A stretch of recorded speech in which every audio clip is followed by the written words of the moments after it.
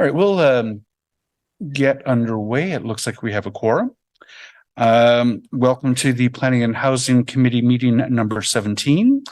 We acknowledge that Ottawa is located on unceded territory of the Algonquin Anishinaabe Nation, whose culture and presence have nurtured and continue to nurture this land. Il est important de souligner que la ville d'Ottawa se trouve sur un territoire non cédé de la nation algonquine Anishinaabe, dont la culture et la présence ont enrichi et continuent d'enrichir ces terres. Kelly, may I ask for a roll call, please? Councillor Brockington. Here. Councillor Curry. Councillor Dudas. Councillor Johnson. Councillor Kavanaugh. Present. Councillor Kelly.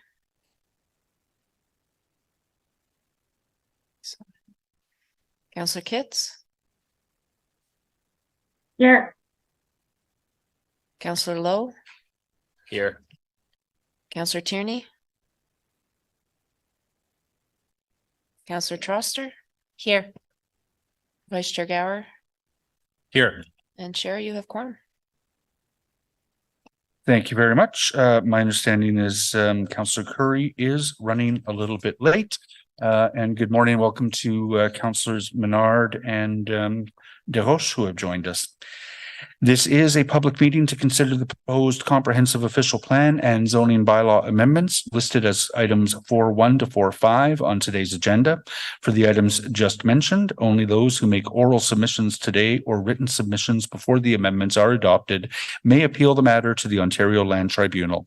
In addition, the applicant may appeal the matter to the Ontario Land Tribunal if Council does not adopt an amendment within 90 days of receipt of the application for a zoning bylaw amendment and 120 days for an official plan amendment. To submit written comments on these amendments prior to their consideration by City Council on November 8th, 2023, please email or call the committee or council coordinator. Are there any declarations of interest? Nope. Are the minutes of the Planning and Housing Committee meeting number 16 confirmed? Thank you. Let's see what on the agenda we can carry now.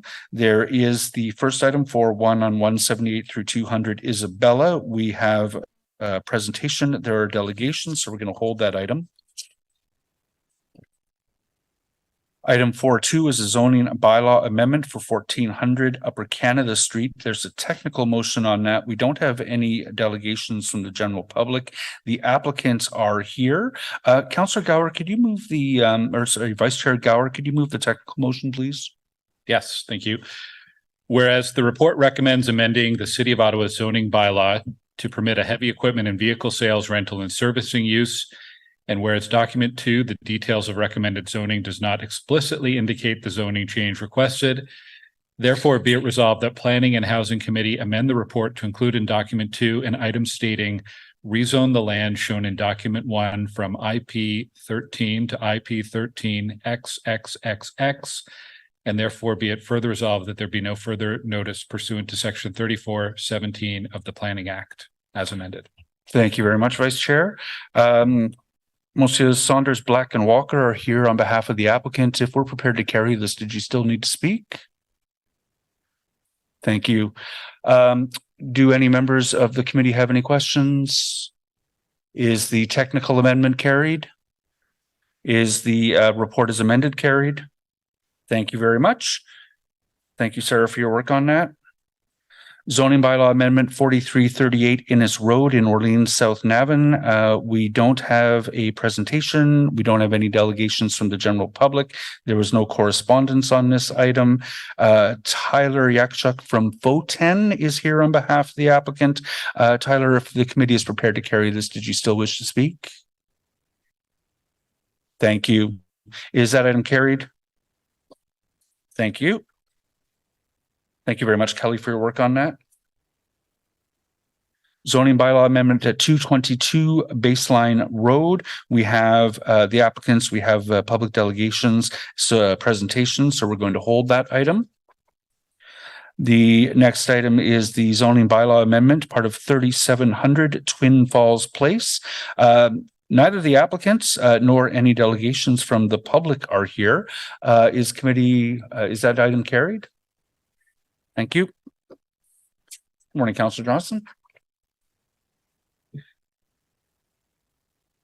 Oh, shit. Oh.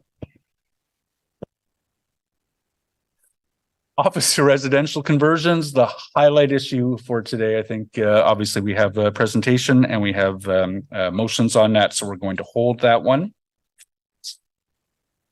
And if I can, I'm just going to, there is an IPD on today's agenda, update on Planning Act requirements for PMTSA's protected major transit station areas. Were any members, did any members want that lifted? I don't see that. Can we just receive that IPD now? Thank you.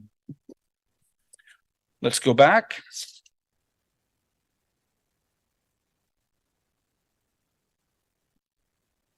So the first item is the zoning bylaw amendment for 178 through 200 Isabella Street. Masha is able to give us a presentation on this one.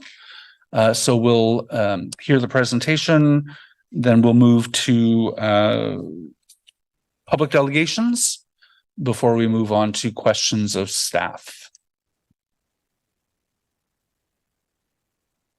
Good morning, team. We're in your hands.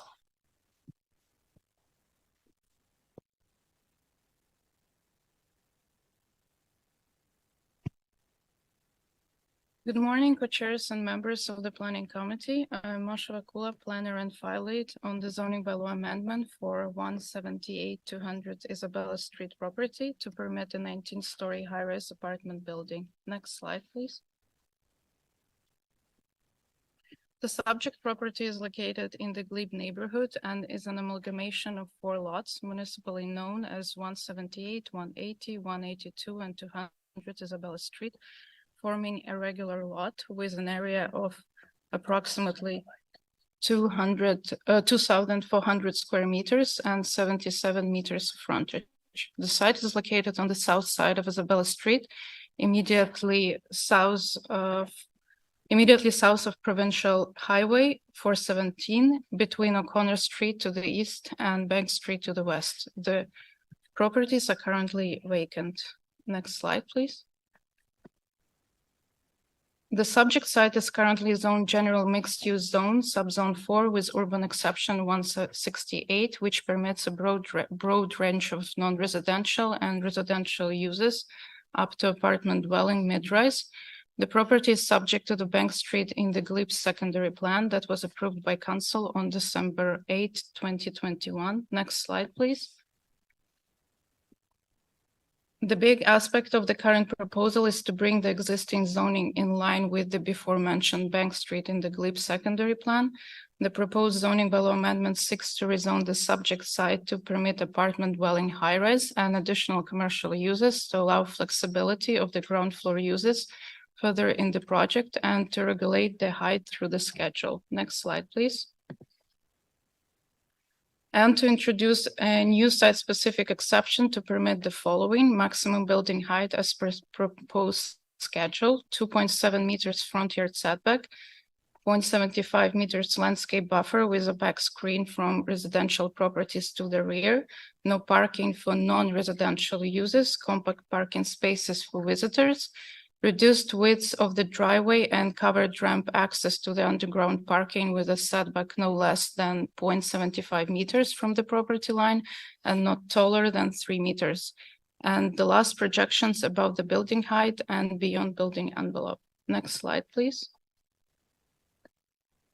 The site plan and angular plane demonstrate the siting of the building and transition to the low-rise residential properties to the south as per the Bank Street in the Glebe secondary plan. Next slide, please. The proposal is consistent with the intent and policies of the provincial policy statement, official plan, the Bank Street in the Glebe secondary plan, urban design guidelines for high-rise buildings. Accordingly, staff recommends this zoning bylaw amendment to be approved. Next slide, please. And thank you. Thank you very much. We do have representatives for the applicant here. Paul Black is with Foten and Kevin Harper with Minto. We're in your hands for 5 minutes. I'm not sure where. Oh.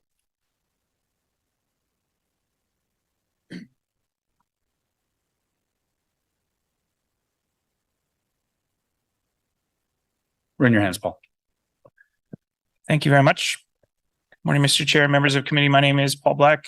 I'm an associate at Foten Planning and Design. I am joined this morning by Kevin Harper from Minto, who's in the gallery if there are questions specific for him.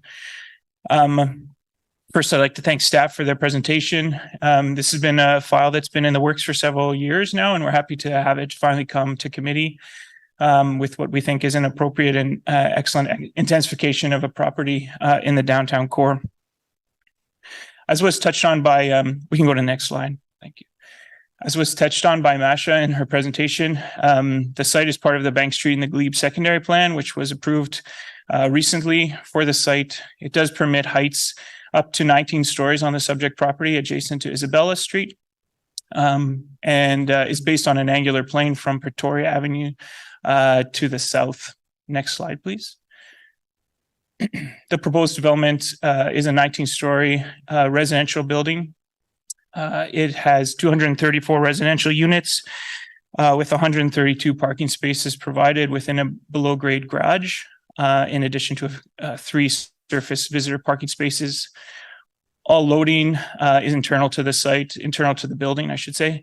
And all parking is accessed through the below-grade parking ramp, which is in the rear of the property. The building's undergone several iterations over the course of the application review, mostly related to the upper tower form. A few things have informed that. There's a multi-use pathway proposed along Isabella Street. That's a city project. So the space has been provided for that, both in the form of a 2.3 meter widening along Isabella, as well as a 1.5 meter pedestrian clearway in addition to the multi-use pathway. So that sets back the ground floor a fair distance. The rear setback has always been held at 7.5 meters to provide transition to the existing dwellings and mixed use along Pretoria to the south. And that's been retained through design revisions with staff. Additional setbacks and stepbacks were added above the podium, a 2 meter setback to the tower, and on the upper floors as well. The tower, defined as above 10 stories, provides separation of 18.5 meters to the east, which is a future high-rise site as identified in the Bank Street and the Glebe secondary plan, and 11.8 meters to the west to the Randalls site, which is also a high-rise site identified in the secondary plan. Both those separations, in addition to the tower floor plate, which is 771 square meters, align with the city's urban design guidelines for high-rise buildings, which would and the city's high-rise zoning provisions in section 77 of the zoning bylaw. And in our opinion, makes the proposed tower form appropriate. The rear of the property is landscaped as shown here. I will note that we're at a zoning bylaw amendment stage, and so this is a concept plan, but we have spent a fair bit of time looking at the trees in the rear and how those would function. Soil volumes today would permit up to 5 trees in the rear, with that would grow to a small trees as they're defined. But further through site plan, greater soil volumes could be achieved, which would permit greater tree growth as well. In addition to the setback and those trees, a privacy screen is proposed along the east, south, and west property lines to buffer from the adjacent residential and office uses. The overall parking rate, as I mentioned, there's 132 spaces below grade, which results in an approximate rate of 0.5 spaces per unit, with a 242 bike parking spaces provided, so just over 1 per unit. I believe that's all I need to say this morning. I'm happy to answer any questions that you might have about the project. Thank you very much, Mr. Black. Do members have questions for the applicant?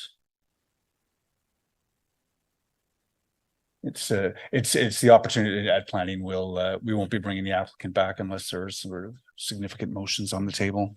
So I don't see any questions for you, Paul. Thank you very much for the presentation. Thank you. We'll move on to the general delegates.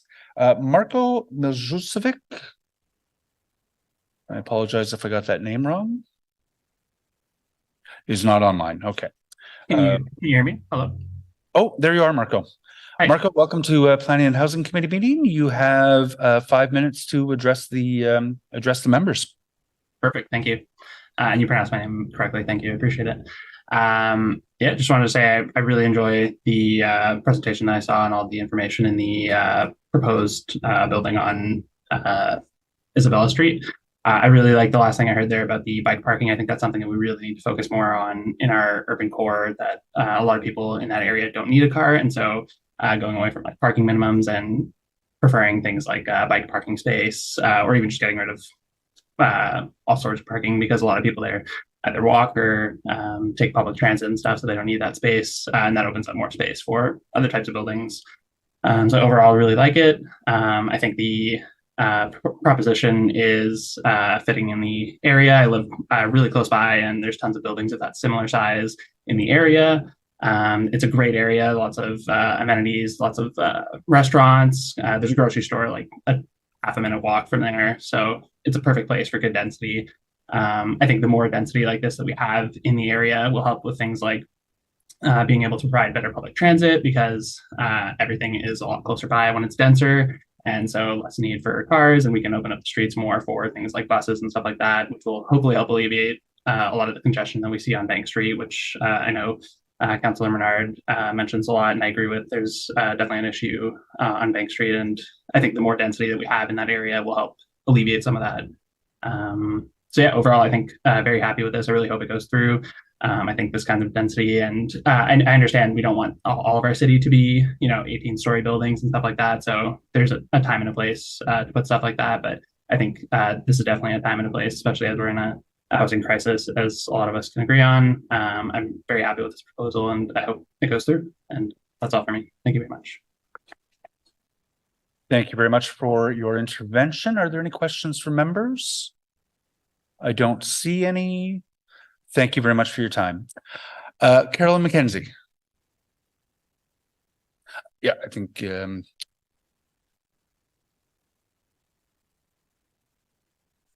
perfect. Good morning, Carolyn. You have 5 minutes to address the committee.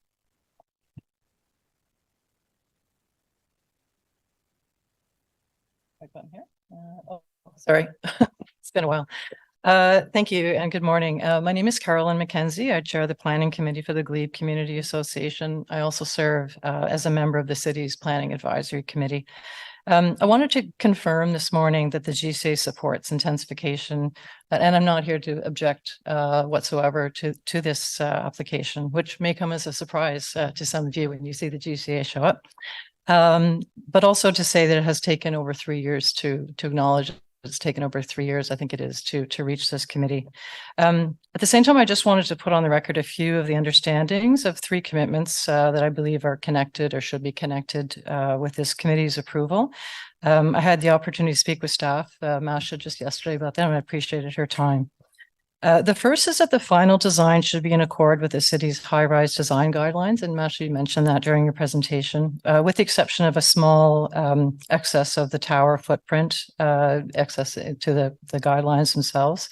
That's a minor increase. But as we know, the high-rise guidelines, they are just guidelines, and the city uses some discretion. But given that this building backs directly onto a low-rise residential neighborhood, it's important that they be adhered to moving forward through site plan. The second is that the city will require sufficient soil depth and volume to be provided at the rear of the property so that reasonably sized trees can thrive and contribute to the urban canopy, as well as providing a green buffer to neighboring properties. And finally, that this project will go before the city's own urban design review panel during the site plan process, and that reasonable efforts be made to ensure that this building contributes to an eventual streetscape for new residents that will be pedestrian and active transportation friendly, given its location. So I assume that unless there's a different understanding amongst the committee, these will be included in the city's approach to seeing this project move forward, and we hope that it does. I also wanted to take this opportunity to recall for this committee that this property on Isabella lies within an area covered by the Bank Street secondary plan, as Masha also mentioned. The GCA worked very closely with residents and with city staff on the secondary plan that was approved about 2 years ago now. The plan allows for this 19-story building that will accommodate 250 units as of right, and really, I think, has helped pave the way for its approval here today. I wanted to also underline to this committee that the 3 years that it has taken for this file to reach you is not the result of any action taken by my community residents to obstruct or slow down this file. In fact, given community support for the secondary plan, I think the opposite can be said. Often, my community is accused of NIMBYism, of objecting to intensification, when in my view, the actual track record says otherwise. It's happening again right now in relation to the Lansdowne 2.0 rezoning application for the residential towers. And this is a case where the city's own report indicates that a third tower has been removed from that proposal and the number of residential units reduced as a result of community consultations. But the city fails to mention that its own UDRP clearly recommended that the third tower should be removed if Lansdowne is to be a successful gathering space in future. That omission just breeds division, and I don't think it's helpful to discussions of planning and development in the city. So today I'm going to end my comments simply by asking the city to acknowledge the record of this file and the community's role so that there's no misunderstanding. Thank you very much for your time. Thank you. Thank you, Carolyn. We'll see if there are any questions from members, and Councillor Menard. Thanks very much, Chair. Thanks, Carolyn, for being here. Do you remember when we held a public consultation on this file? I do. As I said, it's been a while. This, in fact, when I saw the notice that it was coming to planning committee, I thought, wow, it's what's been happening in the meantime. It's been such a long time since I think it was 3 years ago when I just reintroduced myself to Kevin Harper again this morning. Had lots of chats with him along the way, but that's going back about 3 years ago now. Yeah. Yeah, it was 3 years ago. We held a consultation in 2020, and that discussion was very positive. Yeah. And I think the community was positive. We were positive. We were kind of waiting for this to come back, and it's come back at this time. And maybe I should have asked the applicant why it took so long, because I think, Chair, in this committee, you're approving, and council's been approving thousands and thousands of units, many of which are not being built. And so I just wonder, Carolyn, on your comment on that, because certainly we worked hard on that Bank Street secondary plan to have 4, 6, 8, 7, 9, and high rises all through the Bank Street corridor. That's this right. is one of them, and I'm in support of this application.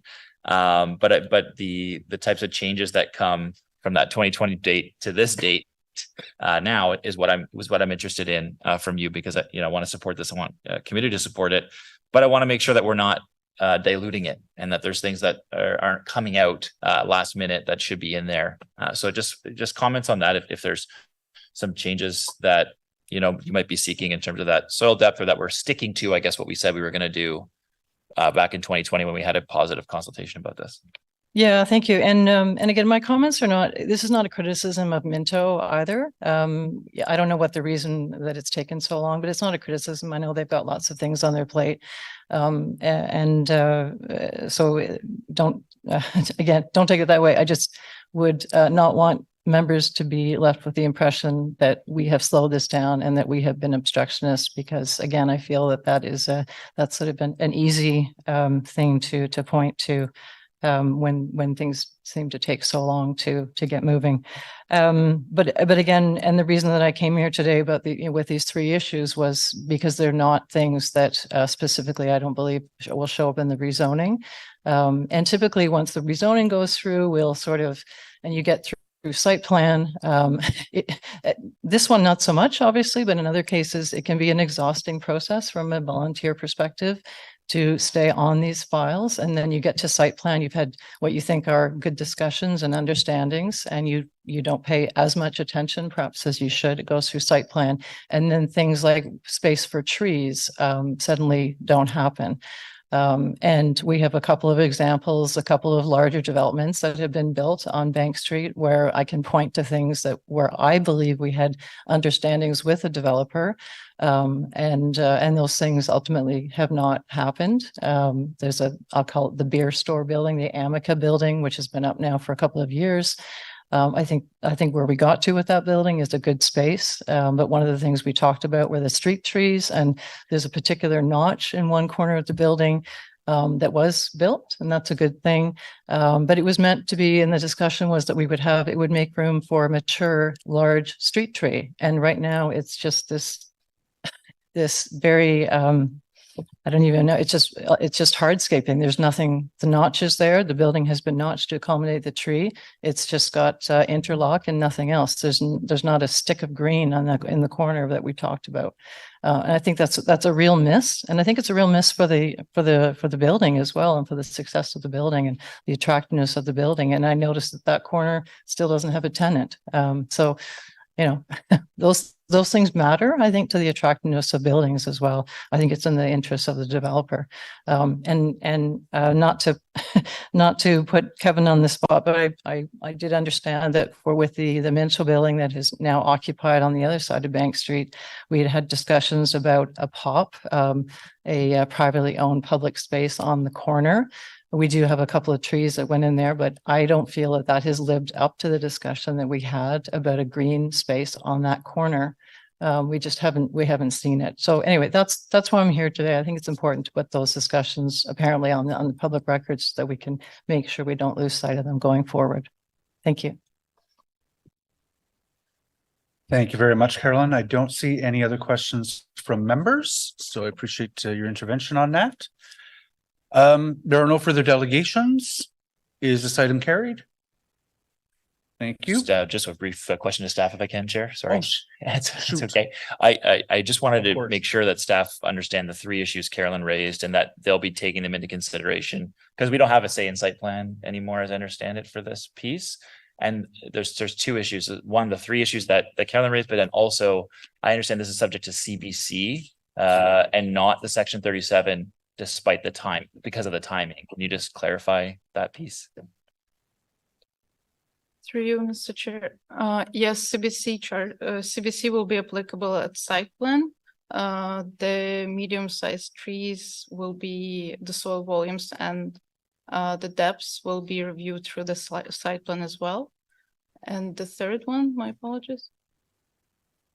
So the one piece that Carol mentioned around the pop green space piece. So I know there was some discussion in 2020. There's related properties nearby. I know you've worked with the applicant throughout, but just on that piece alone, just if you could comment on that. And then Carolyn, I'm trying to remember the third one you raised. Mr. Chair, regarding the POPs, there was maybe discussions years ago about that being a possibility, but there is no direction in the secondary plan for this area to have a POPs on this property. So we've worked very closely with our policy team reviewing this application to ensure that the proposed building height and the angular plane transition that happens at the rear, as well as the 6-story podium, is consistent with that secondary plan. There's no direction for a POPs. On the three items that the Glebe Community Association mentioned, it was final design of the tower being in accordance with our high-rise guidelines, ensuring that the rear yard had adequate space for good urban tree canopy. And the third one was to confirm that the site will return to UDRP at site plan.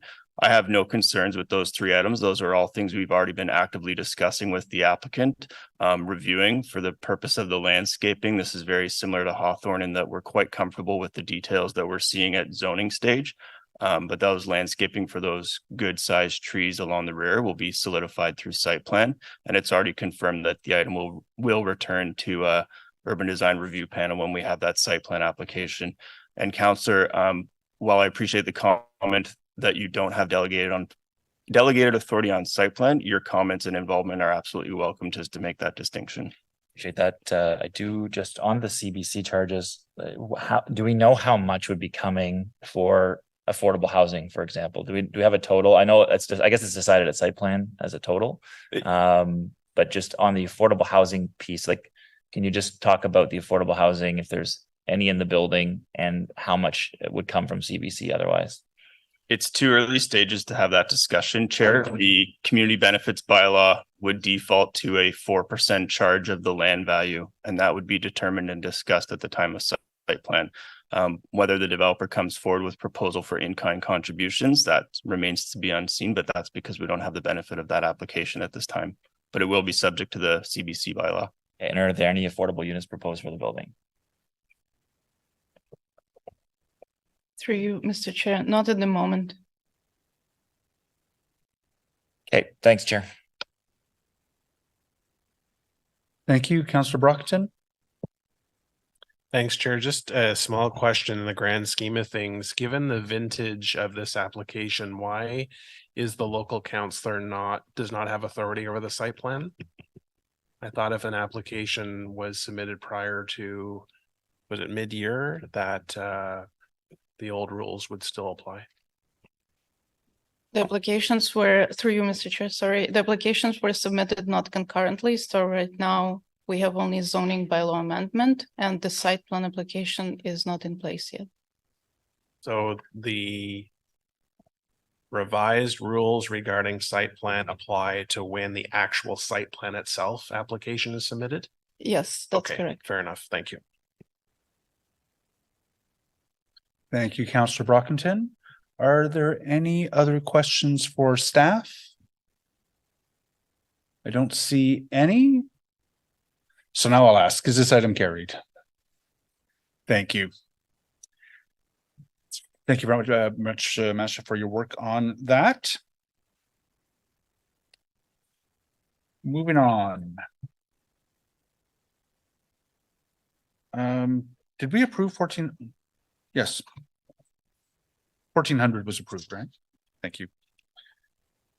Like hours ago. It is a lot of fun.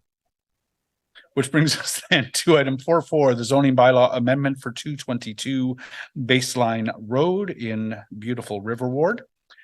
There are presentations on this. There is a technical motion. Can I ask Vice Chair Gower to put that on the table, please? Yes, whereas the report recommends amending the City of Ottawa zoning bylaw to permit a 4-story apartment building at 222 Baseline Road, whereas document 2 indicates in column 4, section 2B, that the site-specific exception would prohibit low-rise apartment buildings of 10 units or less, and whereas the intent of document 2 was to ensure that low-rise apartment dwellings must have more than 10 dwelling units, therefore be it resolved that document 2 be amended to move section 2B from column 4 to column 5, and therefore be it further resolved the report be amended by replacing the text in document 2, section 2B with a low-rise apartment dwelling must have a minimum of 11 dwelling units, and therefore be it resolved that there be no further notice pursuant to section 3417 of the Planning Act. Okay, thank you. Craig Hamilton is our planner on this. Good morning, Craig. We're in your hands for a presentation on what the applicant is asking for. Thank you. Good morning, Chair and members of committee. Today we are discussing a proposed zoning bylaw amendment located at 222 Baseline Road. Next slide, please. So this site is located near the intersection of Baseline Road and Fisher Avenue on the south side of Baseline within the Carlton Heights community of River Ward. Next slide. This site is in the southeastern intersection of Baseline Road and Lexington Avenue, directly across from the experimental farm. And this site currently has a single detached home located on it and is within an established residential block. Next slide. So this is a contextual street level image of 222 Baseline Road and Lexington Avenue taken on Baseline looking east. There we can see the existing single detached dwelling on the site. Next slide. The current zoning is R1 with a subzone GG and generally permits only single family dwellings. The proposed zoning bylaw amendment would change the zoning to R4 UD to permit the low rise apartment use. And a site-specific exception would amend some of the provisions of the zone. Namely, it would provide a minimum density of 11 units or more within the low-rise apartment. This provision has the effect of ensuring that the proposal will go through the site plan control process. The site-specific exception would also reduce the minimum front yard setback from 4.5 meters to 4 meters and reduce the minimum parking space rate from the 3 required spaces to 0. There's no intent to change the visitor parking space rate. Staff have also included a provision stating that each additional unit above the planned 18 dwelling units will require 1 tenant parking space to capture any changes to the building design. Next slide. So this is an excerpt from Schedule B of the official plan showing Baseline Road in relation to the nearby designations. We have Baseline Road shown as a Main Street corridor, Fisher Avenue and Meadowlands as minor corridors, and the blue nodes or dots along Baseline Road are the transitway stations, and the purple speckled areas are the evolving neighborhoods surrounding the subject site. Next slide. A brief overview of the official plan policies relating to the development. The property is located within the outer urban transect policy area. So this area is recognized to largely contain a suburban style of development, but is anticipated to gradually evolve towards an urban land use pattern and a 15-minute neighborhood model. It also states that low to mid density developments are encouraged along corridors, which respect transitions into established neighborhoods. But these also provide or are to provide density to support the rapid transit system. The transect policies recognize the suburban land use patterns of the area, but encourage gradual development towards more built urban forms. The property is designated as Main Street corridor within the official plan. These policies recognize that corridors have a different built form context than the interior neighborhoods and encourage the residential uses to integrate with an eventual mixed use urban environment. Next slide. For those lands immediately surrounding the subject property, they are largely contained within the evolving overlay. This is a policy area that provides direction to the built form where we are anticipating a change in character and a land use pattern through development. Next slide. The property is also located within the Carlton Heights secondary plan area. Under this plan, it is designated as neighborhood low rise on Schedule A. This designation allows up to a full 4 stories and anticipates or acknowledges that the greater densities will be located along the corridors. Ensuring adequate stormwater management considerations is a key focus of this plan. Next slide. As for a brief policy overview, the proposal is consistent with the provincial policy statement as well as the official plan policies for the outer urban transect and Main Street corridors, particularly those policies which seek to encourage higher density development along the corridors, support multimodal transportation, the creation of 15-minute neighborhoods, and the intensification targets. Similarly, the proposal aligns with the intent of the secondary plan with respect to density and allows for a thorough review of the stormwater management strategies through a subsequent site plan control application. Therefore, staff recommend the approval of the proposed amendment. And next slide. Thank you. Thank you very much, Craig. We'll have an opportunity to ask questions of staff after the public delegations. So first, on behalf of the applicant, Peter Hume. And after Peter, Elizabeth Costello will be our next delegation. Good morning, Peter. Good morning, Mr. Chair. We're in your hands. It is a pleasure to be here. Unlike Minto, it hasn't taken 3 years to get to planning committee, but from the date of our first pre-consult to today has been 17 months. So it's not an unsubstantial amount of time. And the site plan process, which we'll enter for this little, 4-story building, if the zoning is approved, probably we budget 18 months. So, it's to put a project like this on the books and in the ground, you're really looking at a 3-year time frame, and then you have to get a building permit and all the steps along the way. So it is a very significant endeavor. And so things that happen here don't immediately always translate into buildings on the ground. They do take a significant amount of time and effort. And this little low-rise apartment building on a busy baseline road is 7 studio apartments, 7 one-bedrooms, and 4 two-bedrooms apartments. It's ideally located 250 meters from the future Fisher Transit Station and 500 meters from the Prince of Wales transit stations. And one of the things that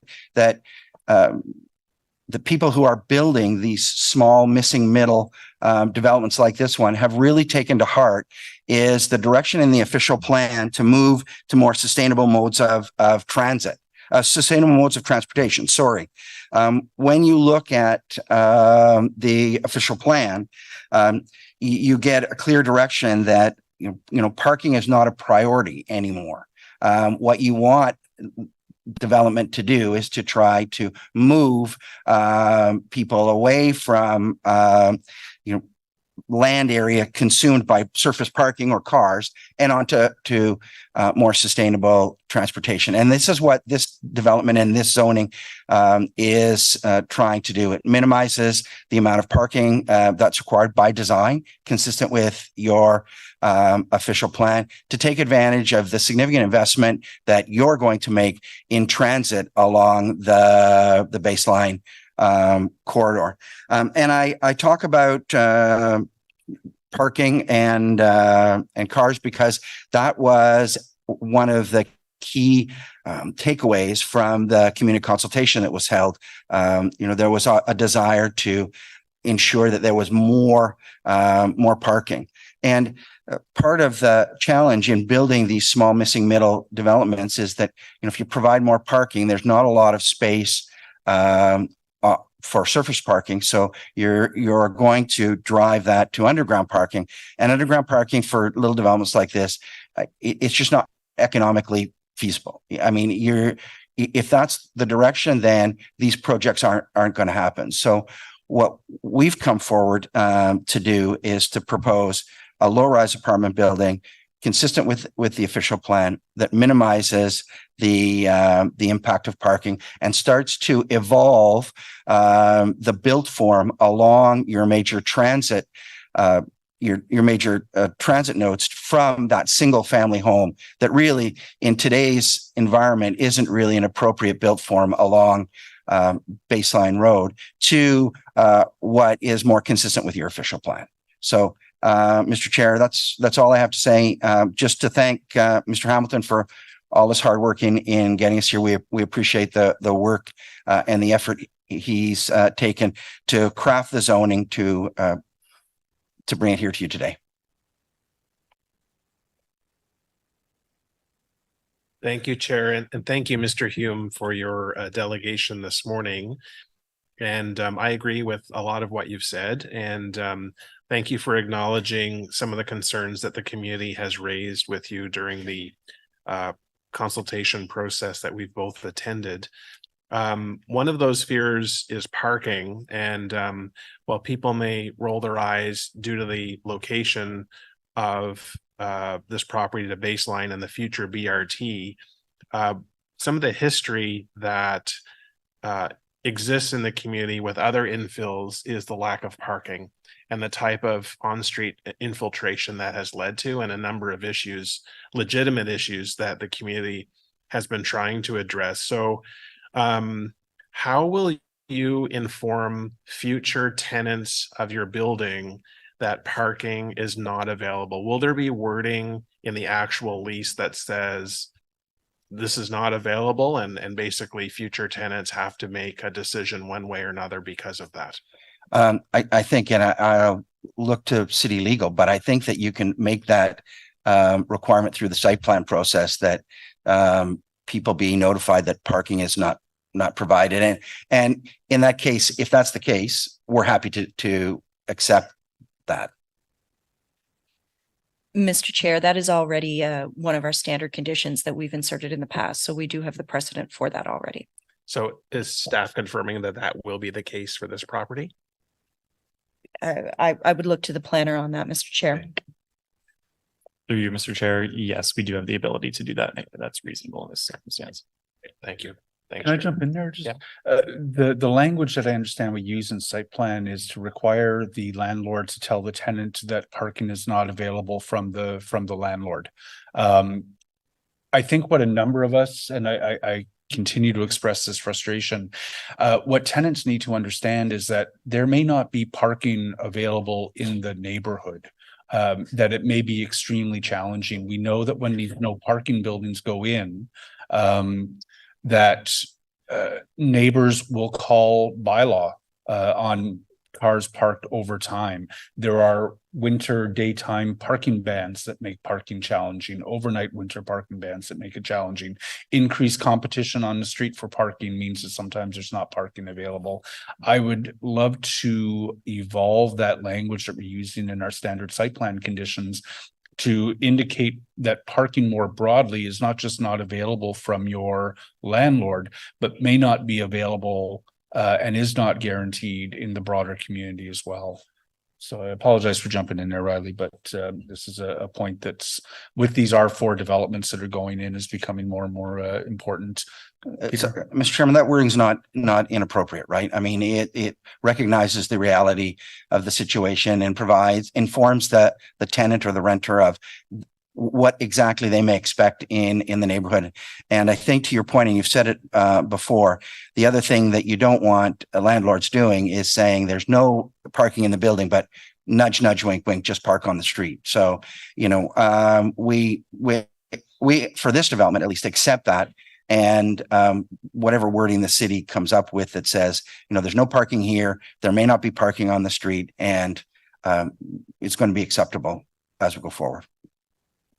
Yeah, Chair, I think that's, I appreciate that. This is the oldest section in Carlton Heights, 80 years old. It's rural roads, ditches, no sidewalks. And in the winter with snowbanks, you can imagine how narrow the streets are. So you'll hear in the next delegation that this is a legitimate issue. And while we accept the fact the BRT is coming at some point and will be a game changer for public transit in this neighborhood, the reality is with past infills, this has been an issue. And so we're trying to get ahead of this to make sure that future tenants at this property are well aware of the limitations with respect to parking. Thanks, Chair. Thank you very much, Councillor Brockington. I don't see any other questions, but Peter, I just want to confirm your client is in front of us today seeking a rezoning because the property currently allows only a single detached home, right? That's correct. On Baseline Road? Yes. Thank you. We'll move on to our next public delegation. Thank you very much for your intervention today, Mr. Hume. Elizabeth Costello. I don't know if she's in the room or online. I am here. Online. Thank you. If I could have my presentation, I can share here. No, I'm disabled sharing my presentation. Okay. All right. I'm with the Carlton Heights and Area Residents Association. Thank you for having us today. Next slide. We work really diligently with our residents. We relay the interpretation of City of Ottawa policies to the best of our ability, and we convey residents' feedback, inquiries, and concerns. And we're really here to support growth that's safe and healthy for the community. Go forward, please.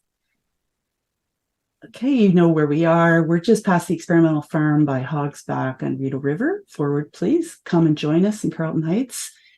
You know, we want to support the official plan that's really developing a city where people want to live, work, and play. And it takes a balanced approach to growth management so that we recognize the infrastructure and services without adding extra costs to growth as we grow. Forward, please. As David Wise said, with the comprehensive zoning bylaw review, that growth with incremental change is important to mitigate the impact of intensification, given the limitations of our services and infrastructure. Forward, please. We do have nonconformity here with our secondary plan. We did seek counsel on this. There is more need for tree planting and urban greening to help us with the climate resilience and increase the imperviousness of the site to manage our stormwater, which is a problem in our area. Go forward, please. So we welcome this built form. We really do want this on in this area and welcome residents to our neighborhood. We're concerned about the change in setback. It's right over a key catch basin that supports the system of the area. And even the engineers were questioning if that, we have to put steel around it to support it. We've got more pedestrian over the traffic over this area. Will it stand up? So lots of assumptions there. So we question that. But most importantly, really the big issue, let's be honest, it's the parking. We would prefer that you uphold the zoning requirement for parking. We don't see why in the absence of transit here that we go without parking. Really the funding is incomplete, the zoning bylaw is incomplete, but if there is no flexibility, we do believe that living with dignity and affordability means contract covenants. So detailing no unit parking and no street parking will help people along the way, and that these interior visitor spaces aren't used for garbage. And again, we've touched on the tree planting and urban greening to help us with our stormwater management and certainly to help us mitigate the transition from that fifth floor amenity space. Next slide, please. Look, we're an old neighborhood. Imagine trying to navigate in a wheelchair around these parked cars. It really comes down to about 8 feet that you're navigating. A young individual on a bike trying to peek out from that car, or an experienced cyclist would have trouble here, let alone walking your dog, your stroller. Look, these are real issues, and we just don't have wide streets. We don't have sidewalks. We've got aging ditches and aging boulevards. If we can go forward, please. Here we go. We've got our overflows. Next slide. Lots of stormwater, lots of flooding. So go forward, please. We've got degrading boulevards that are affecting our ditches and undermining our roads. This is right at that same corner. Go forward, please. Look, we've got traffic. It's bumper to bumper. Traffic's not going away. So go forward, please. So guess what? Lots of 311 calls, lots of them. And we've got lots of escalation, threats, weird things happening of, trucks running over parking signs and threatening neighbors, codfish thrown at a door. I mean, things are escalating here and enforcement is on the rise. Go forward, please. And this is affecting costs down the line. So we urge you to really hold back on amendments and start looking at what's actually happening in their neighborhoods, and let's have more transparency. So go forward, please. Please help us have more spaces for residents, but make sure that we're living together in more harmony. Okay, thank you for your time. Elizabeth, thank you very much. Are there any questions from members? I don't see any. Elizabeth, thank you very much for your presentation today. Thank you. And we want to thank the willingness for the covenants in the contracts. We think that's a big move forward. Thank you.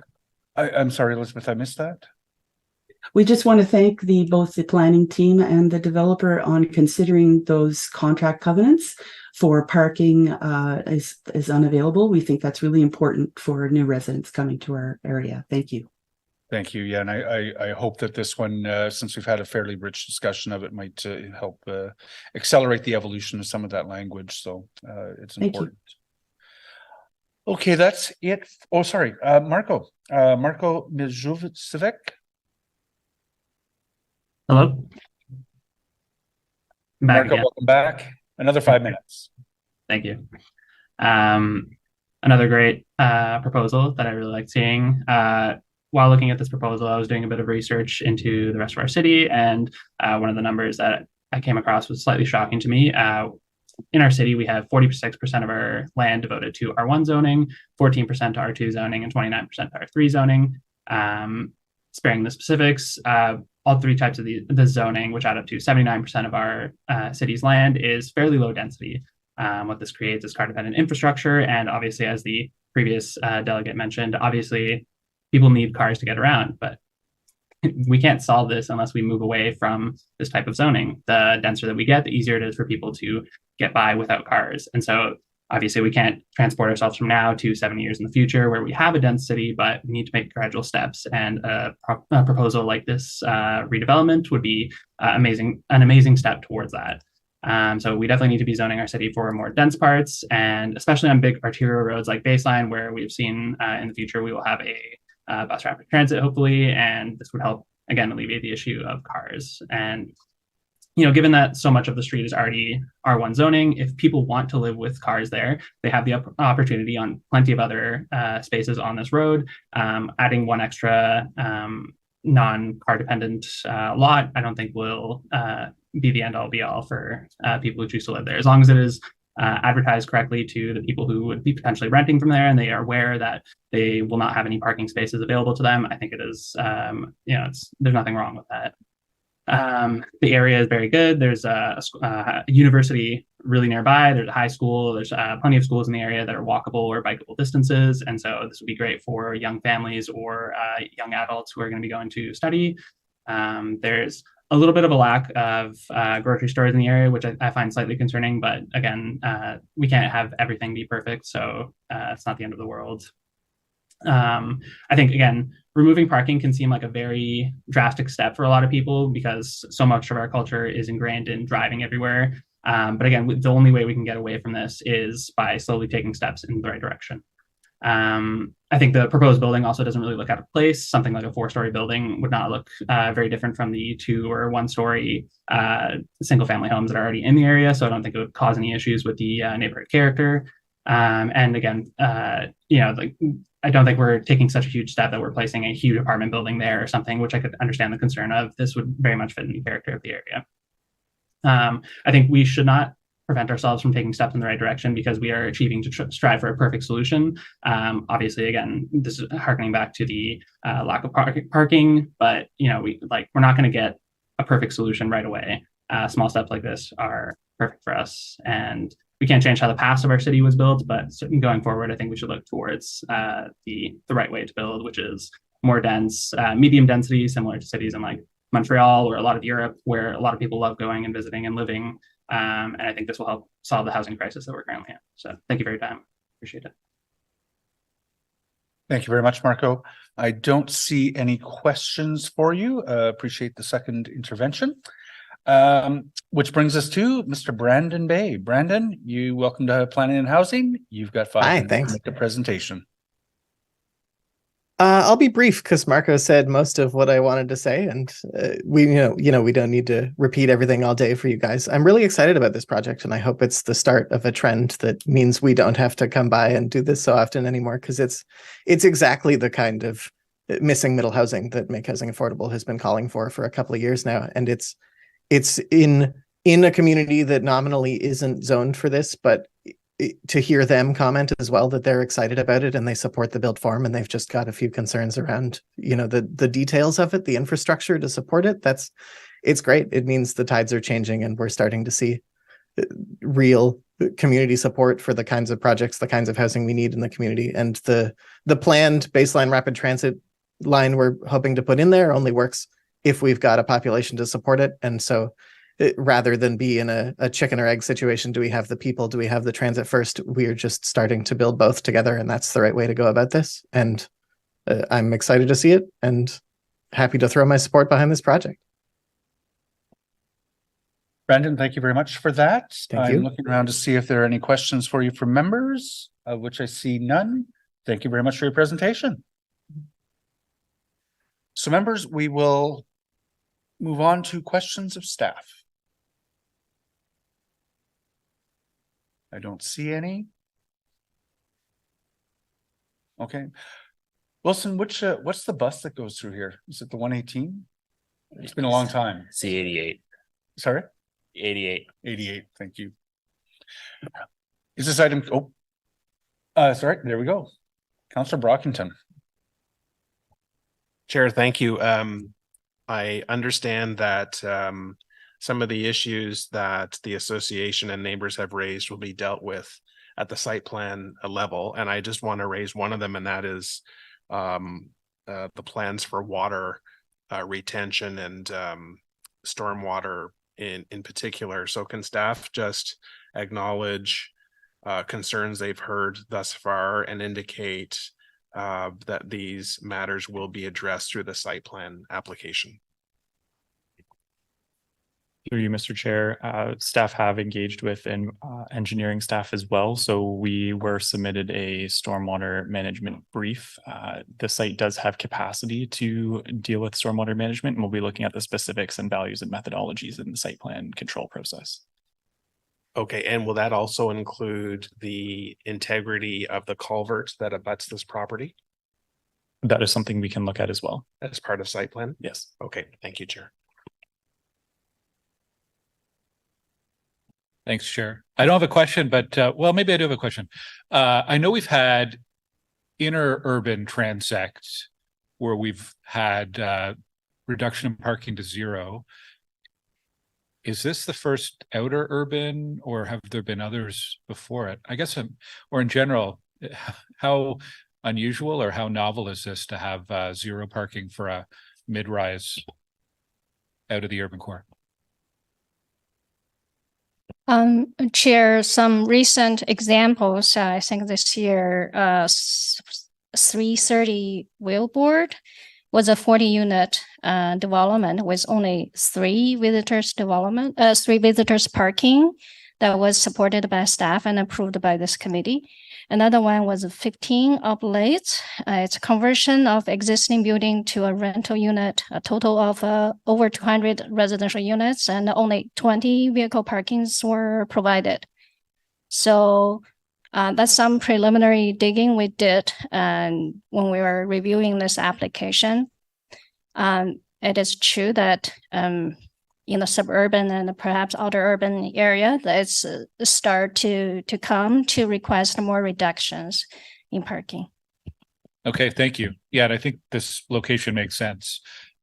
We're often really focused on LRT stations, but this is in proximity to an already reasonably rapid route and then future plans for an upgrade. So it is a good location. Thanks for that context. Thank you very much, Councillor Lowe. Thank you, Chair. I mean, the elevation of this building looks exactly like another one we approved for the West on Baseline earlier in the year. But that's just a side comment. There is a little pathway that helps. It's not so much a pathway; it's a little bit chunk of sidewalk in the median that helps people get to the transit bus stop. That's on the north side of Baseline right now. As part of the site plan, would it be appropriate, rather, as part of the site plan to explore improvements to that so that people can, let's say, coming from Carleton or the O train can get off the bus, cross Baseline relatively safely to get to the building? So, Chair, the commitment or requirement from towards the developer is according to the development charge, like a bus stops or major infrastructure that are the responsibility of the city. So typically we would not require the private developers to contribute to that, especially this one's a very small development. But the site plan process will ensure the integrity of the system and the connection of the pathway or sidewalks so that the development will support the connectivity to the city infrastructure and such as bus stops. Okay, great. Thanks very much. That's an informal crossing, I take it. Okay. I don't see any other questions for staff. I don't remember that we have any amending motions on this one. So, oh, we do have an amending motion. Thank you. Which I've already read. Which you've already read. And that was the one where it's like the writing says no more than 10 units, but the intention was to make sure it had more than 10 units. So technical. Okay. Is the amending motion carried? And is the motion as amended carried? Thank you very much. Thank Thank you very much, Craig, for your work on that.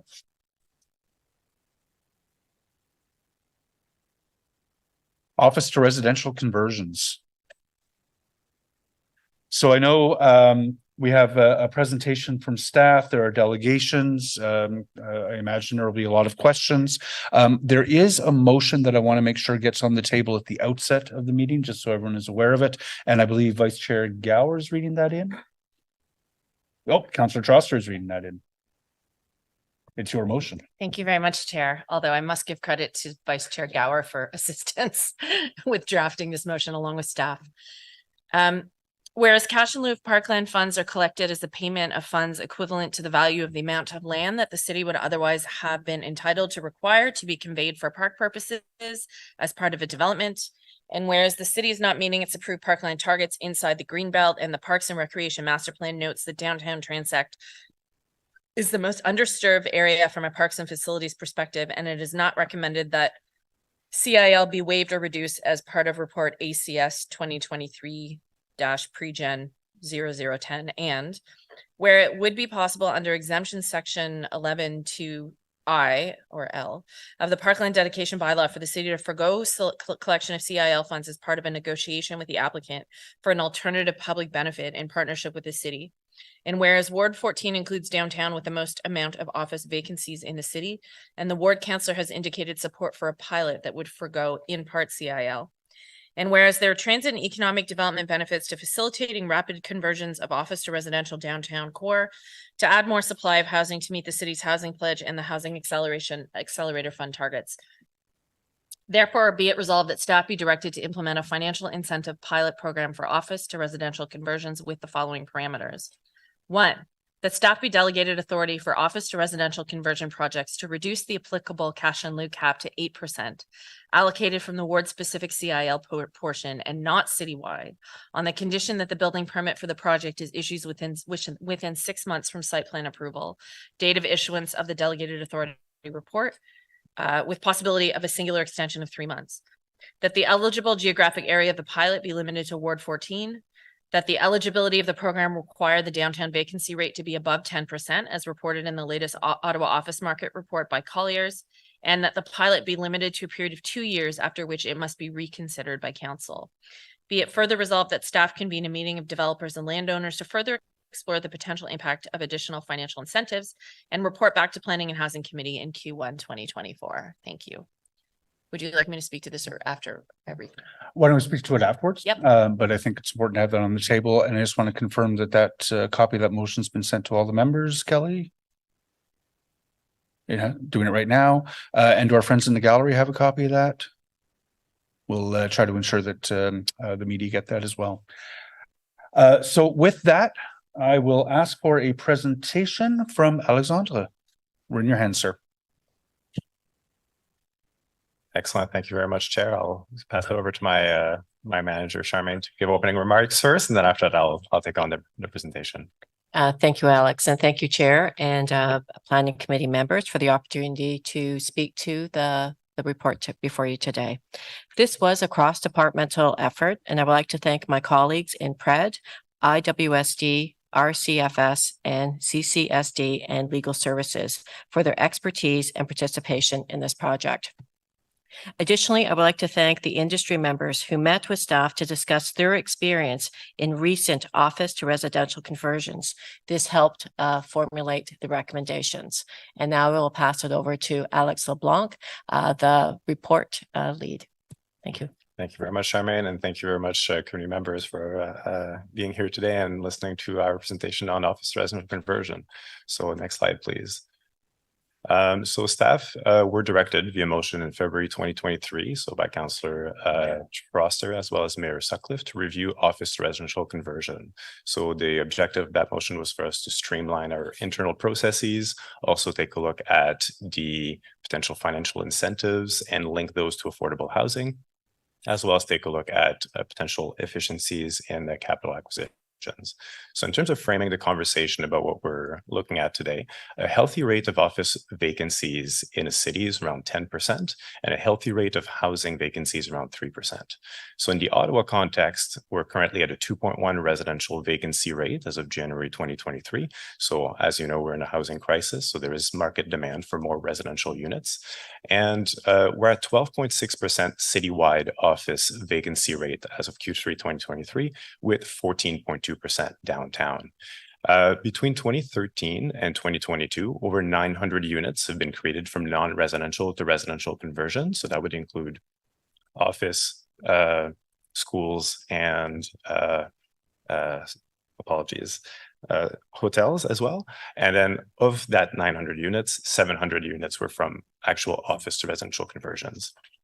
Let's go on to the next slide. So a recent example that you'll recall having reviewed the zoning for is 473 Albert.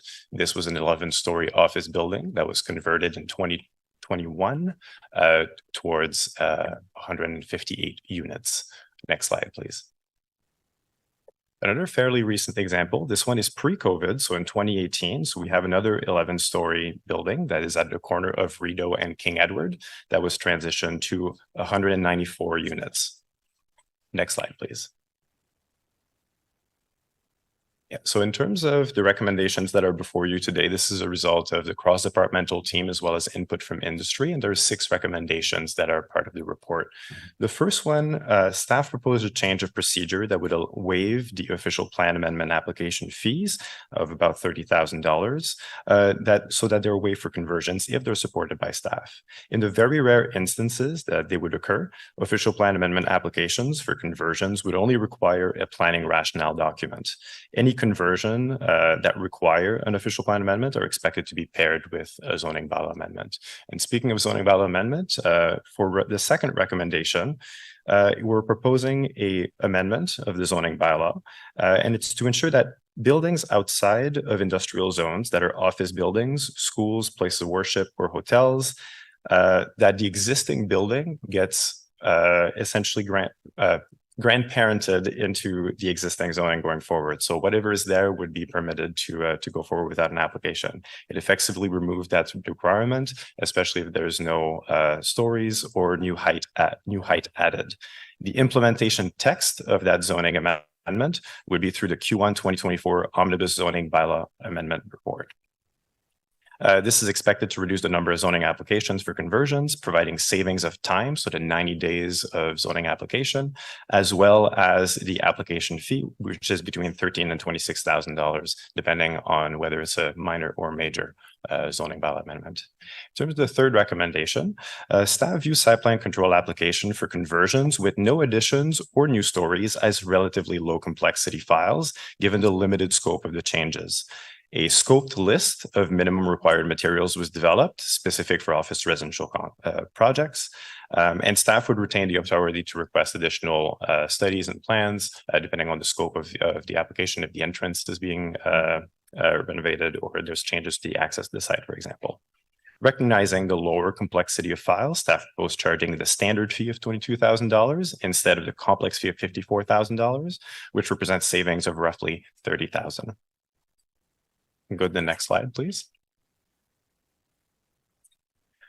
The next recommendation speaks to having the general manager of the Planning, Real Estate and Economic Development Department send a letter to the province to look at record of site condition exemptions to facilitate the process of office residential conversion.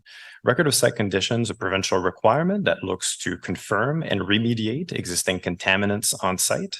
It has been raised by industry stakeholders as a very costly and time-consuming part of site plan control, and this recommendation speaks to that concern specifically to engage with the province.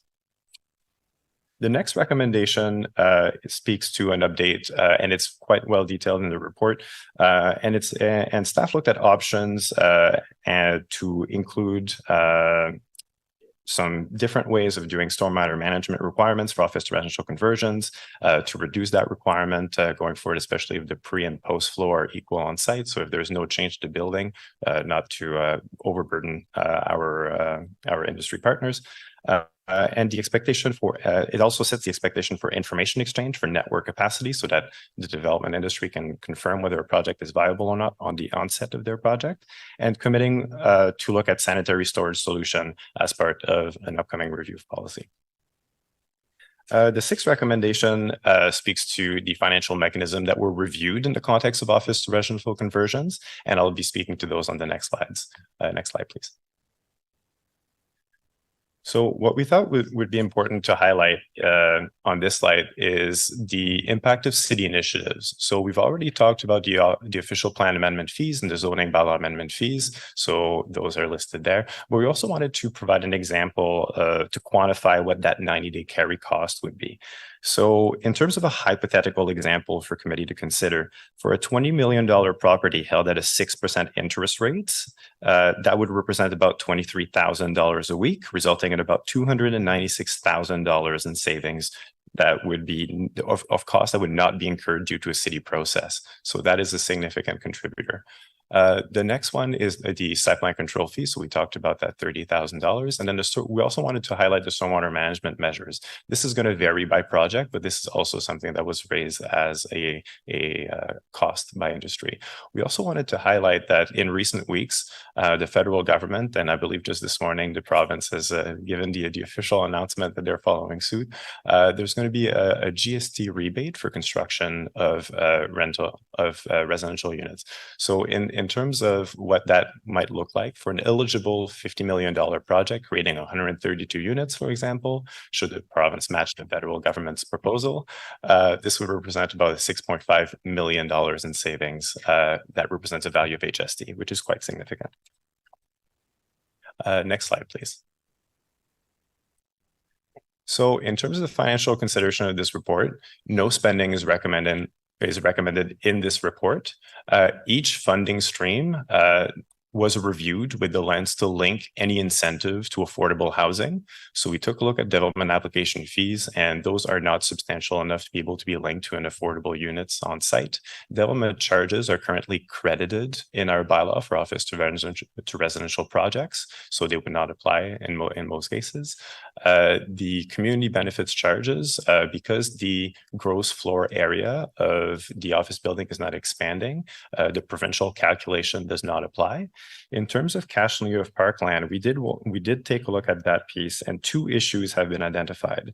The city is currently not meeting its approved target in downtown core in terms of parks and facilities, and the current method of collection and allocation of cash in lieu of parkland funds does not adequately direct money to the areas and projects where the identified need is greatest. So that means that the current assets are not being adequately renewed under the current funding model.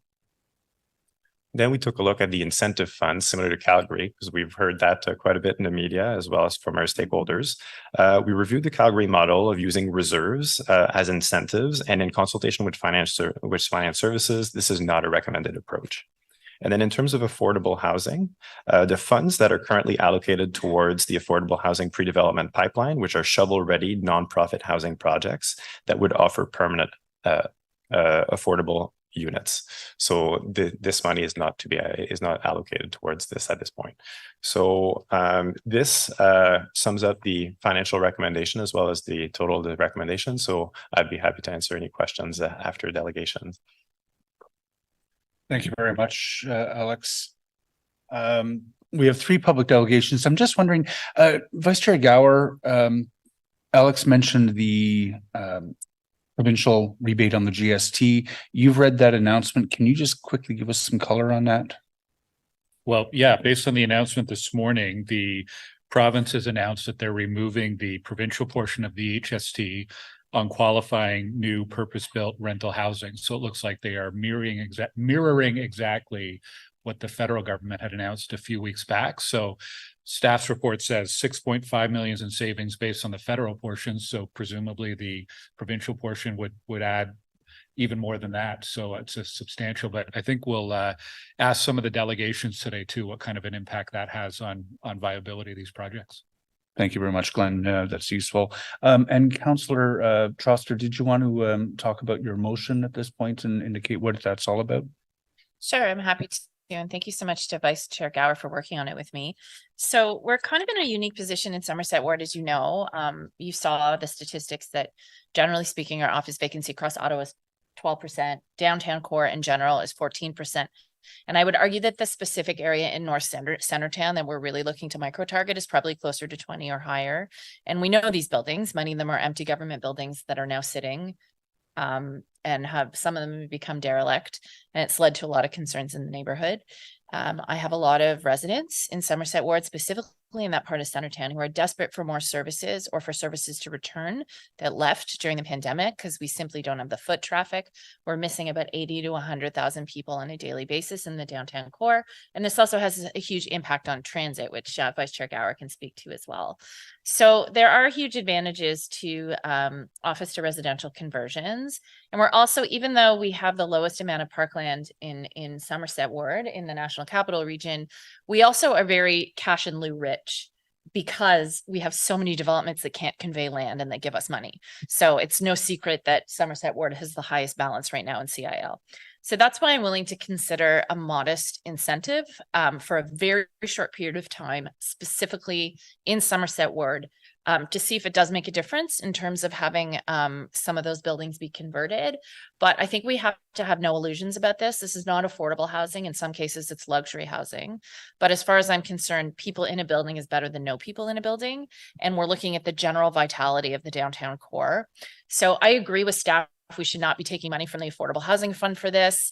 I don't think we should be pursuing a model like Calgary did, but I do think that having an 8% cap on CIL for 2 years in Somerset Ward, in addition to the entire suite of recommendations that staff has put forward and these new tax decreases or exemptions from the federal and provincial government, I think that's actually a really nice financial package. I wouldn't want to see us putting taxpayer dollars to incent a project that's already going to happen. We had this conversation about the airport hotel. And as it turns out, that hotel is still being built. So, you know, I think by doing a very short-term pilot in one ward, we can see if that creates a tipping point for the viability of some projects, which is why I'm open to considering it. I know that our development partners were asking for a complete CIL exemption, and that's just not on the table as far as we're concerned. So Councillor Gower can speak more to the motion that we worked on together, but I think this creates a happy medium and the opportunity to experiment a little bit in the part of the city where we really need to see these conversions happen. Thank you. Thank you. With the benefit of that additional context on the motion, I'm going to turn to our public delegations, and then we'll have an opportunity to have some questions of staff and debate after that. So our first public delegation today is Josie Tavares. Good morning. Morning. You have 5 minutes to make a presentation to the committee. Okay, thank you. So good morning, Chair and committee members. My name is Josie Tavares, and I'm delegating on behalf of CLV Group Developments. So first of all, we'd like to thank staff for undertaking this study, and we'd also like to recognize and show appreciation to the staff working on our current office conversion at 360 Laurier Avenue West. Staff have been very responsive, helpful, and collaborative. As we know, conversions are an important piece of the puzzle to help revitalize old and vacant office buildings, particularly in our downtown. And it is one of the many solutions needed to help with the ongoing housing crisis. We think it's important to comment on what's been presented to committee by staff, since we do have some experience in conversions. We've also submitted a written delegation. Next slide, please. These are just some of the positive things that we have addressed in more detail in the written delegation, so I won't spend any more time on them. Next slide, please. I'll get into the crux. We are proposing 2 possible solutions for staff and committee's consideration in the hopes that they will work with the development community in partnership.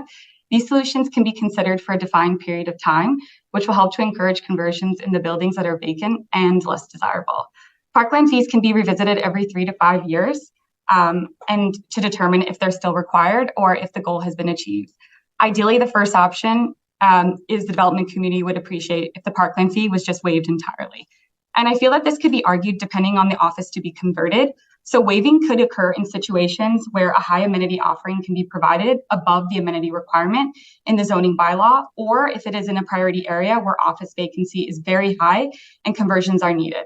The high amenity offering will help to offset the residents added to the community and not further burden the surrounding parks, which is what the cash in lieu would be collected for.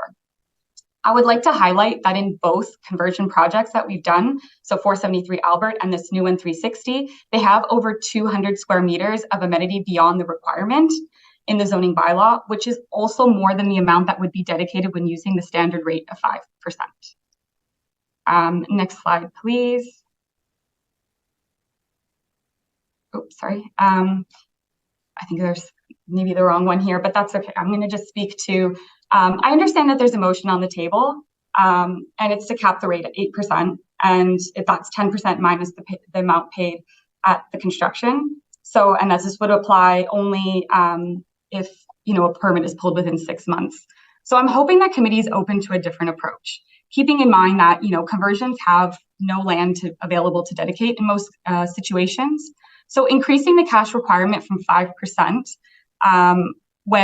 if they were required to dedicate, you know, that is what would be provided. So you're providing 5% and you're doubling it to 10% when cash in lieu is taken. It is inequitable, in my opinion, for an existing building, right? You're effectively doubling that requirement. So as a planner, I do recognize that cash in lieu of parkland and parkland is certainly an important piece of being mindful of the public interest, which is why we've thought of an alternative solution that we feel bridges the development community's interest and the public interest. As in planning, we know it's always about balance. So we propose that the standard 5% rate for cash in lieu be used and credit the 2% commercial amount, which has been paid at the time of construction to pay the delta of 3%. There is precedence in the parkland bylaw that would support this for residential uses. So there are 2 residential uses that use the standard 5%, and this includes a residential care facility and developments with 18 units per hectare or less. In terms of future review and next steps, you know, this report is certainly a step in the right direction, but we definitely feel that more work can be done. We really encourage staff to work with the different levels of government and city departments to look for additional offsets for conversions. We're aware that the National Housing Accelerator Fund could be awarded in the near future, and this could unlock funds that help implement a per square foot offset. We're also thinking something to consider, maybe lobbying the province for funds, looking for within the city budget. You know, it's important for cities to determine what priorities they want to support and invest to continue growth and vibrancy within a municipality. A further consideration that could be explored is waiving the office component of property tax during the planning and construction process up until occupancy, and that could be very helpful. We're also looking forward to the continuation of site servicing study and the creative solutions to assist with the aging infrastructure. And we would most certainly be happy to assist or provide feedback along the way with that. So that is everything. And I don't know if anybody has any questions that they'd like to ask. I'd be more than willing to answer. Thank you very much for your delegation. And I think you've raised some really good points. So I wanted to ask you a couple things around additional incentives. So if we take the 473 Albert, staff have told me that the total cash in lieu payable on that was $564,000. Let's assume we were to rebate all of that. So $500,000. What does that do? Does it allow you to move faster? Does it allow more affordability? What would you do with that extra $500,000? How does that affect the project? Yeah, of course. Through you, Chair. You know, any cost savings that can be achieved, you know, it's simple. It reduces the cost for the end user, right? It's a less of a rent later down. The less cost that we have on our project, that has a direct result to, you know, lower rents in the future. And it's just as simple as that. You know, any cost that we can get on any front, any offsets, it's all going to help. And in terms of the provincial announcement today for the additional rebate on HST, have you had a chance to look at that? I assume this kind of project would apply, but what kind of impact? I mean, that'd be well over $6 or $7 million.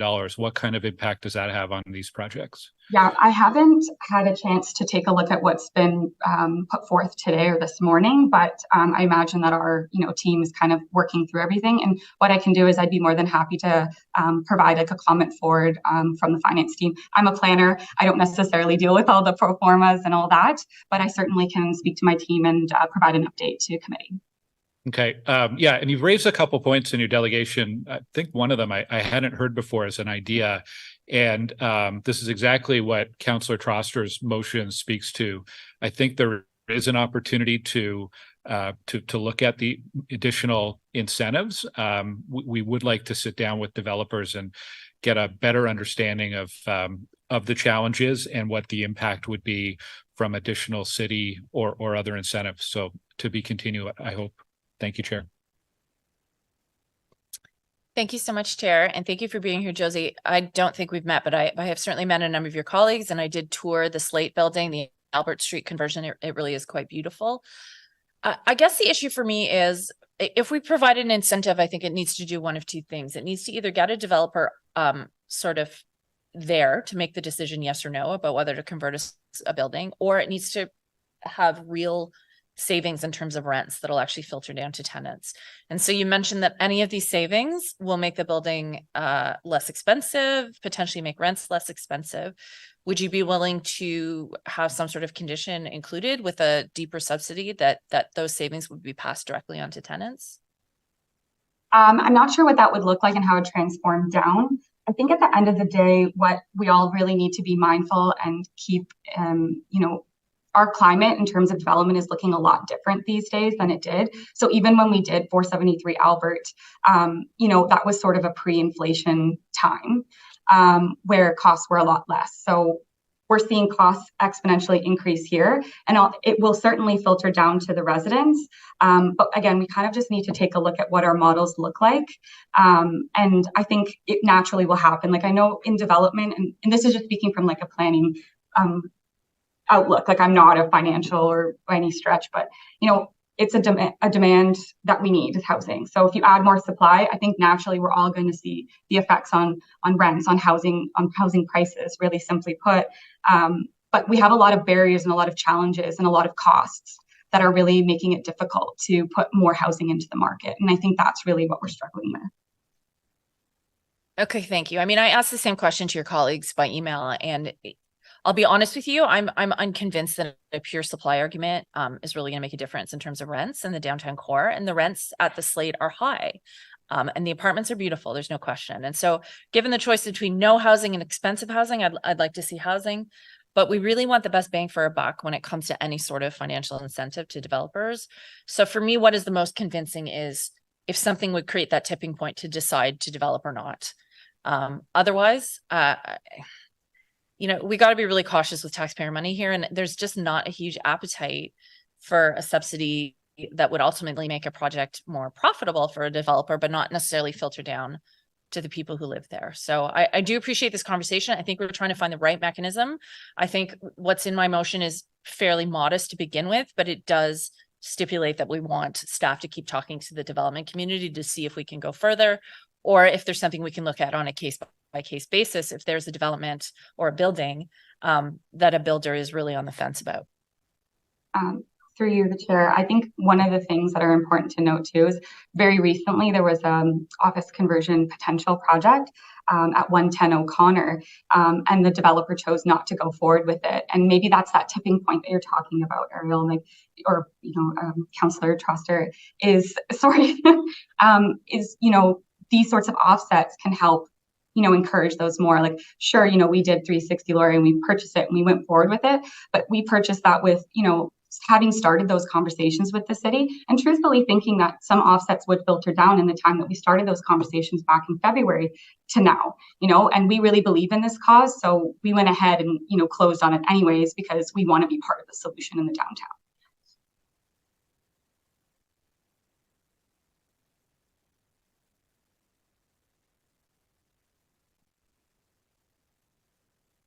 Thank you so much. So I was wondering, Josie, and thank you for being here. I understand we're speaking a lot about the downtown core right now, but office to residential conversions can apply anywhere. And I'd like to understand from your perspective what this report might offer to further incentivize the office to residential conversions that we'd like to see in other parts of the city that are also looking to grow. Through the chair, frankly, our focus has really been the downtown. We're seeing that as an area that we want to support and we want to bring back liveliness to. We want to, improve the LRT ridership. We want to support those local businesses. We're really looking for that animation in the downtown. So for us as a company, we put a lot of our efforts into it, and a part of the city that we really want to revitalize, and we feel like there's a real problem with. Not to say that we wouldn't consider other areas of the city, but I'm not sure that I can necessarily speak too much to it. I think I think that, there's some good things in the report that will help, but I think a lot of the focus will be on the downtown for right now. And, and that's what we're looking to maybe add some areas where, Councillor Troster said that, in the Somerset ward, maybe this motion is only specifically for that. And then once we've kind of solved that, I think it'll kind of trickle out and have some positive impacts on the surrounding areas as well. But yeah, like I said, we've really focused our efforts in the downtown for now. Not to say in the future we wouldn't do something different, but that's sort of where we've led. Okay, great. Well, just to remind those that are paying attention to this conversation, it wouldn't be necessarily up to my discretion how Councillor Troster would manage her CIL accounts in a downtown core. I don't think that would be appropriate for me to define. But certainly I think the purpose of, and I was definitely careful to check that this report applied to a citywide effort to create vitality within these buildings. And there are other parts of the city that are looking for investment. And I would be loath to not mention Bell's Corners, which has some government buildings that the residents and businesses there are really interested in seeing move forward. And we have a great potential for a Main Street as well. So we are looking for partners from the development community to take a chance and to have a vision for other parts of the city as well. And this could be a great opportunity, especially with the announcements coming from the provincial and federal governments, to start thinking about, many local small economies that could support transit, that could support small businesses across the city. So I look forward to those conversations. Thank you. Thank you, Councillor Johnson. Councillor Tierney. Thank you, Chair. And thank you for your delegation today. Who would have thunk, even 5 years ago, we'd be talking about converting buildings to residential, and we're all kind of learning together. I think a lot of your points, even, Councillor Troster has a point, if it creates incentive to speed it up and say, yeah, we need housing and we're going to build. I'm less concerned about the CIL factor if it's going to lead to speed, just like the fact that we have our own job to do with, and this is no slight to planning. We're overtaxed, we're overworked on getting permits and things going too. We got to find a way to get these built and built quick. So, this announcement that just came out, I don't want to say bombshell announcement, but a good announcement today. Between now and council, I think there's probably a good opportunity to collect some of those financials. And look, some of the bigger developers in the city, Claridge Homes being one of them, said they won't touch any of these. They're very, very expensive to convert. It's not easy. So there is, I do feel for you from that perspective, but at the same time, I think there's got to be some kind of benefit to reducing or eliminating any kind of CIL, and it would be the need for speed. If this would lead to the need for speed, this would be a very different discussion versus somebody occupying a building and saying, mortgage rates are a little high right now. We're gonna wait a little bit longer. We're gonna wait a year, sit on the land for 2 years. But if it gave the opportunity where you have to take the higher cost to build quicker, I'd be inclined to support that.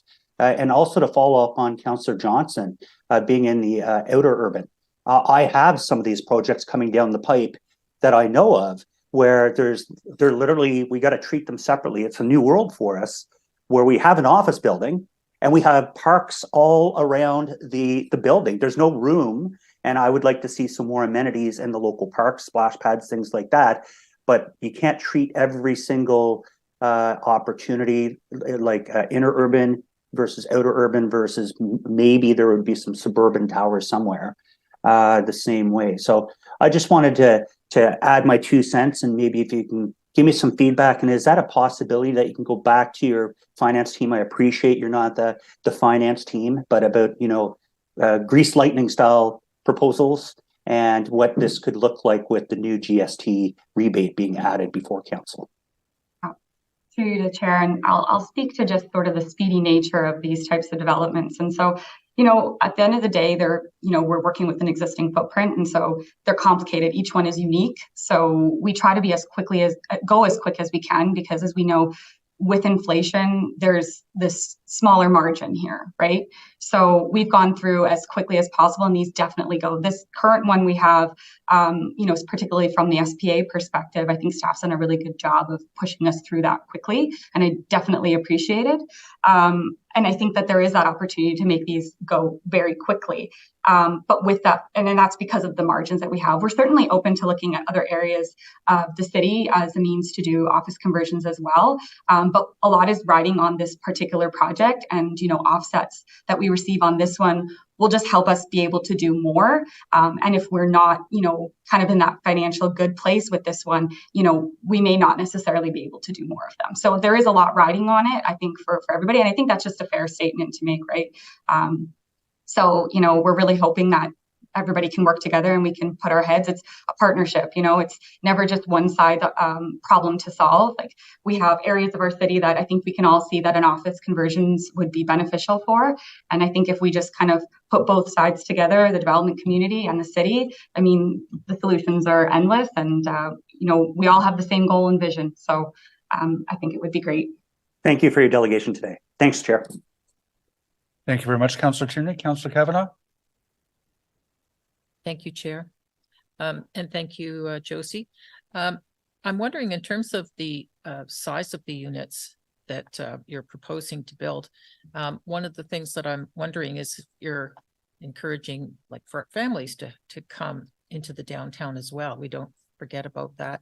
And if some of the units are going to be larger, that would be helpful to make the downtown more livable. Through the chair, we certainly have larger units. We had them at 473 Albert, and we will have them at 360 Laurier. So we have a range for all sort of life stages. There's 1 bedrooms, 1+10s, 2 bedrooms, 2+10s. So we certainly are offering for kind of all those life stages. Thank you. I appreciate Councillor Gower pointing out about the HST removal by the province this morning. That was just sent out. And so obviously you got developers are going to catch up on that. It sounds like it would make a big difference. And my concern is, since this is not about affordable housing, that's been made very clear. I want to make sure that we're not taking away from affordable housing, because that needs to be built. And these conversions, as Councillor Troster said, housing is housing. We need housing. And it's great to have those buildings converted. However, I just want to make sure that we're not using funds for affordable housing that's earmarked for that, because that's an issue. So is it more helpful to, is it just as helpful to just speed up, like by having some of the processes sped up for developers in this? I think that would be, time is money. And through the chair, certainly faster processes is always going to make a difference. We feel that, some of what's being proposed in the report today will, from an entitlements and planning process, will help to speed things up. I've yet to take one of these through with the new sort of pre-consultation process that's in place. So I'm not really sure how that will factor into the process, but we did it pre that, but it's been really great working with staff. They have moved it very fast. So fingers crossed that the new pre-consultation phasing continues to keep that speedy nature, but it certainly, time is money, and being able to speed things up and bring housing to the market, I think, is the goal of everybody on this call. I'm aware that the province minister actually has said to me that they're interested in these conversions. They think they're a great idea.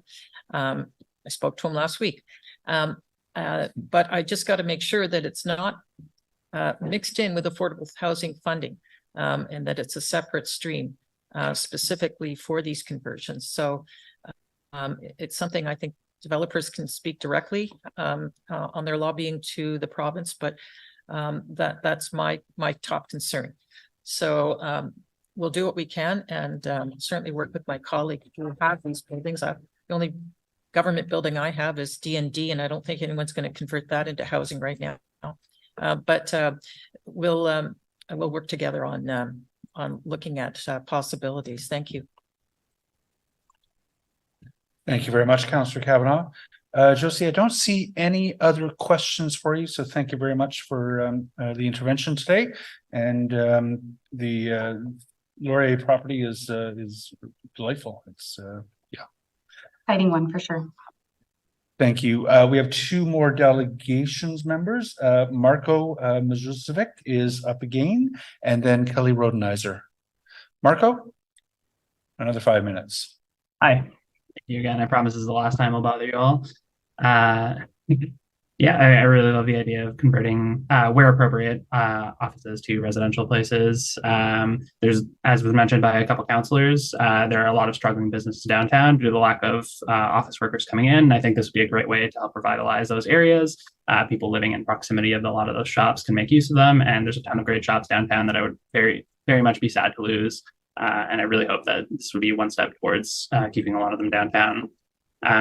Obviously, we should only be doing conversions where fiscally possible, and I think streamlining a lot of the processes will help more of them be fiscally possible. I like what Councillor Trosser mentioned about affordable housing, and I think it is very important to keep that in mind while looking through some of the documentation. I believe I saw our definition of affordable housing seems to be average market rent, which I slightly disagree with. I think it's kind of an absurd way to define affordable housing, is that we all acknowledge we're in an issue, housing crisis right now. So to define the average as the affordable housing seems a little bit ridiculous. I think we should try to strive for better definitions of affordable housing that will hopefully be tied to either minimum wage or maybe the bottom 20th percentile of wages in our city. I think those would be a lot more reasonable ways to define affordable housing if we're going to then use waiving of fees to help places build affordable housing. I think we could be very optimistic with what we define it as, and I think setting it as average market rent is a little bit too high in my opinion. Yeah, I definitely I can agree that we should try to keep in mind that the cash in lieu for things like parks and stuff is very important. I would be very sad to not have parks in my area. I live in the downtown Councillor Trosser's ward, and there are a ton of great parks that I appreciate having there, and I would be very sad for other people in their areas to not have to be able to experience that. Lots of places to read during the summer and have trees and stuff, and I think this is all very important to keep in mind, and we shouldn't remove these fees if we're going to then end up having, no either affordable housing or very important things that we should get in place of that. But yeah, I think as long as we're keeping in mind a lot of these things that people in the areas would need, and hopefully this can expand to not just the urban core, but other parts of the city as well. But obviously, as the first delegate mentioned, the urban core is probably the place that's going to see a lot of these conversions. And for the moment, I think that's probably the place where it's most feasible to do. But yeah, obviously overall, I think this is a great idea. More housing is great. And, this will be one step in that direction as well. And thank you all for your time. I appreciate it. Thank you very much for your comments. I don't see any questions for you from members, so thank you very much for making that presentation. Kelly Rodenizer will be our last delegate on this issue.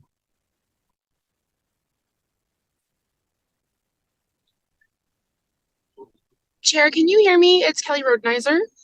I can hear you, Kelly. Your camera's on. I would like to apologize to all of committee. I have an 11:30 medical appointment that I've been waiting for a month that I can't miss. So I'm in the car, hands free, but I just had a couple comments if you don't mind through you, Chair.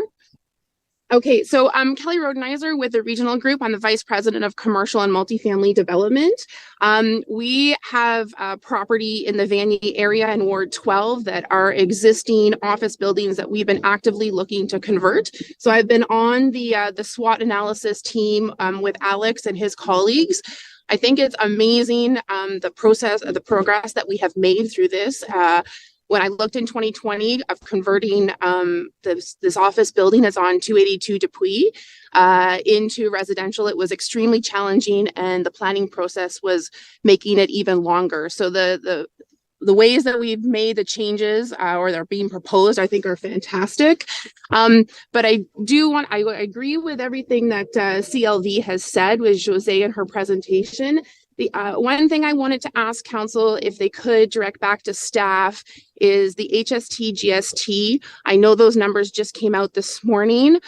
We looked back at projects that we are actively building, and we are receiving, it's the cost of the combined GST and HST is about $36,000 a unit. So I'm not sure that that 6.5 million that Alex quoted is correct for 135 units, as it includes both the HST and GST. So I just wanted to flag that to you, Councillor. Thank you, Kelly. We'll ask Alex for some clarification when we get to staff. Is that the conclusion of your remarks? Yes. Councillor Vice Chair Gower has a question for you. Thanks, Chair. Absolutely. Thank you, Kelly. I'm glad we could squeeze you in before your appointment. And I know you wrote a letter to committee as well, which was helpful. I wanted to ask you for a full rebate of cash in lieu for a project like the one you mentioned on Dupree. It would probably result in several $100,000 of a rebate. What would that money do for you? Correct. And it would be the critical tipping point. Right now, this project at 282 Dupuy does not need an OPA or a rezoning. It's just site plan. And I can't make the project is not financially feasible at this time. And the projects right now are so tight with interest rates being at 8.5%. And construction costs in the last 4 years for similar projects have gone up between $100 and $150 a square foot of buildable, which is also significant. So any additional cost, we were hoping the reduction in the CIL would actually tip us over to be able to pull the project. This building has sat vacant for 5 years, and we aren't able to lease it. We would love to convert it, and we just can't make the numbers work. And as your colleagues have already said, conversions are very challenging to do. And you don't know what's going to happen until you open up those walls. So the margins are very thin and very challenging. Okay, thank you.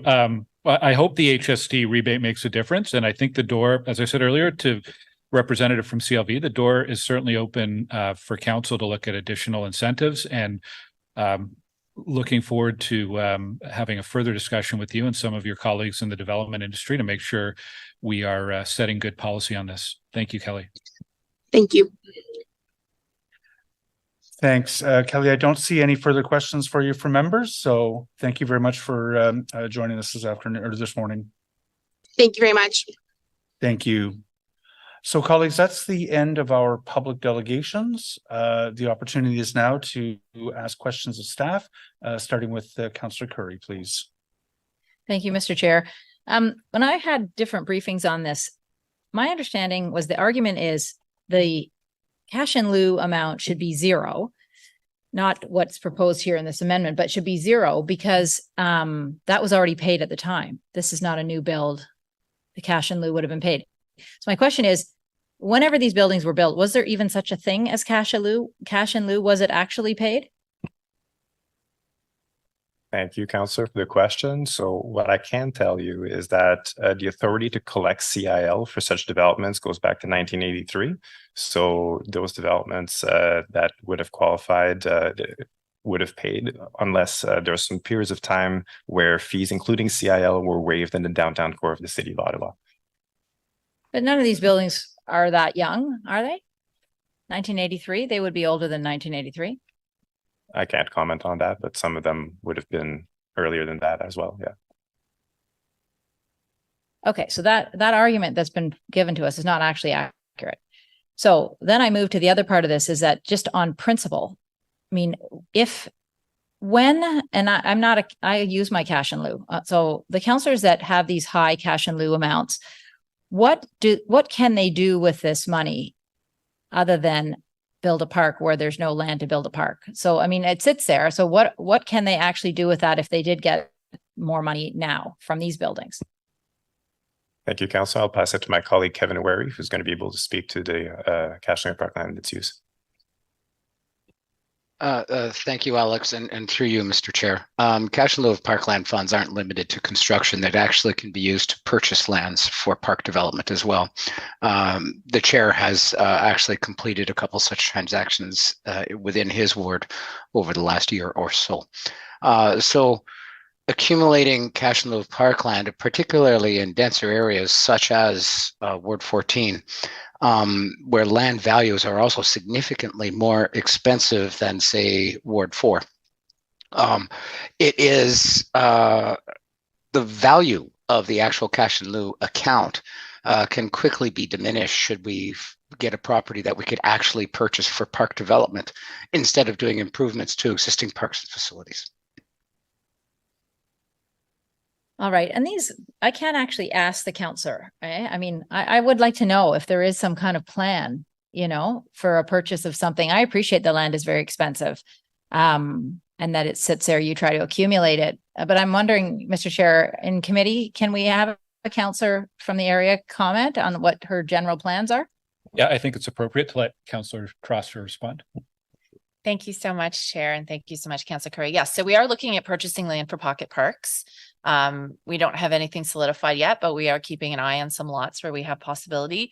We can't buy large swaths of land, but we can add green space tucked into areas where there's very little. So that's something we're looking at. And we're also looking at some, you know, we have aging infrastructure downtown. So we're looking at adding water fountains, misting stations, shade structures. This summer, we're upgrading the basketball court at St. Luke's Park. That's, you know, ready for life cycle improvement, but we're able to upgrade it to something that the community can actually use better. Lots of requests for lighting in older parks that don't have lighting at night. But I will say we are sort of CIL rich in Centertown for a lot of reasons, which is why I'm willing to explore a very short-term pilot that would take some, you know, that would take a little bit less for CIL for projects that involve conversion. And I had the exact same questions as you, Councillor Curry, because I was like, well, if land was already conveyed or if CIL was already paid, I see no reason to pay it again.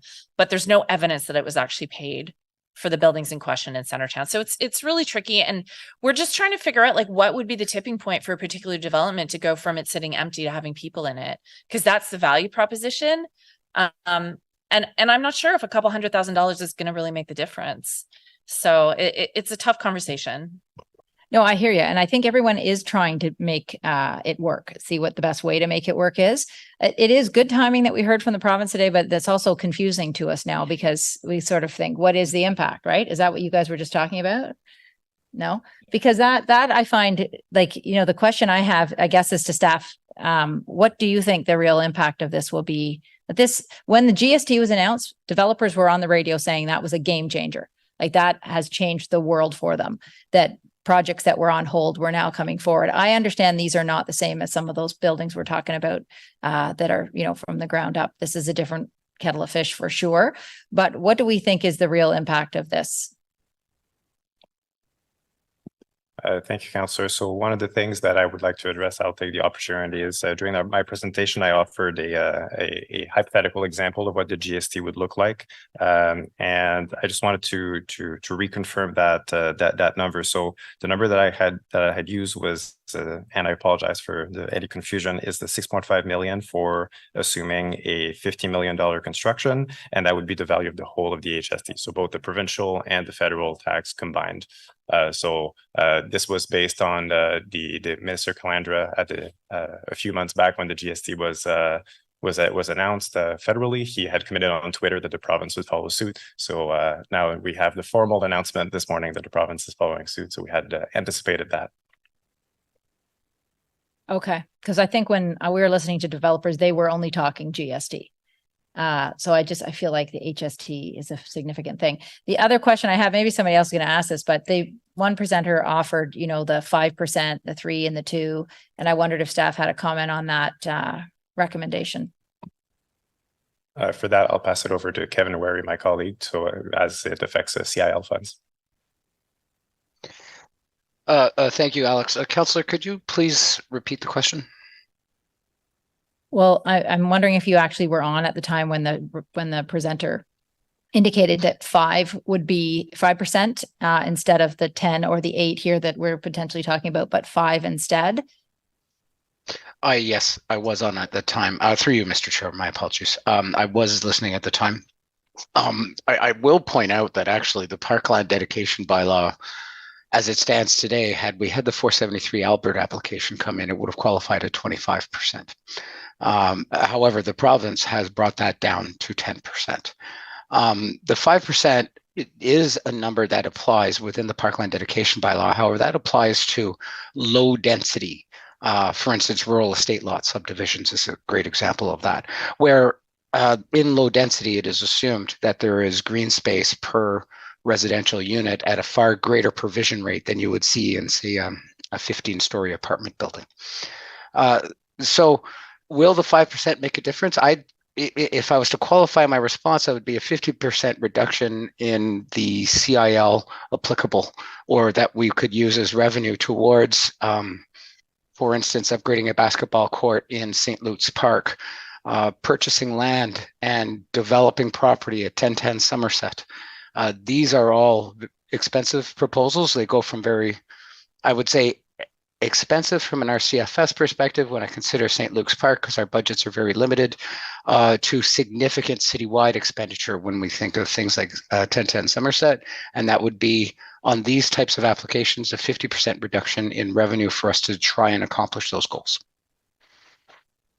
Yeah, okay. I can do that math as well. But anyways, okay. Well, thank you very much. I'll let other people ask questions. Thank you, Councillor Curry. Councillor Brockington. Thanks, Chair. I've got some questions that are all over the place, so please bear with me. My understanding is that the fees that are charged for various applications are based on a cost recovery model within the planning department. Is that correct? Yes. Okay, so the first part of the staff recommendation that's before us talks about a waiver in a few instances for an official plan amendment portion of the application fee.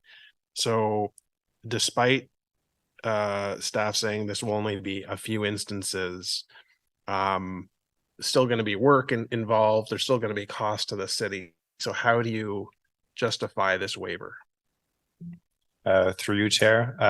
So the instances where a zoning bylaw amendment and an OPA would occur. So in the instance that there is an OPA, there would very likely be a zoning bylaw amendment. Okay. At that point, we would be going through that process through the zoning bylaw amendment. So the only document that we would require as part of the OPA is the planning rationale. So the work is already going to be underway. Right, so it's combined. Okay, I appreciate that. And I appreciate you telling us, showing us the table with the various fees. That's very important for us to understand. Councillor Troster is moving something that is different. That's not part of what we do. Can you just speak to it directly, whether this is something that you support?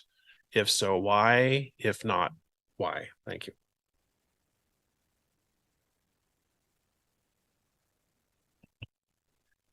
I'll speak from the Fred perspective, and I'll let Kevin weigh in on the our CFS perspective.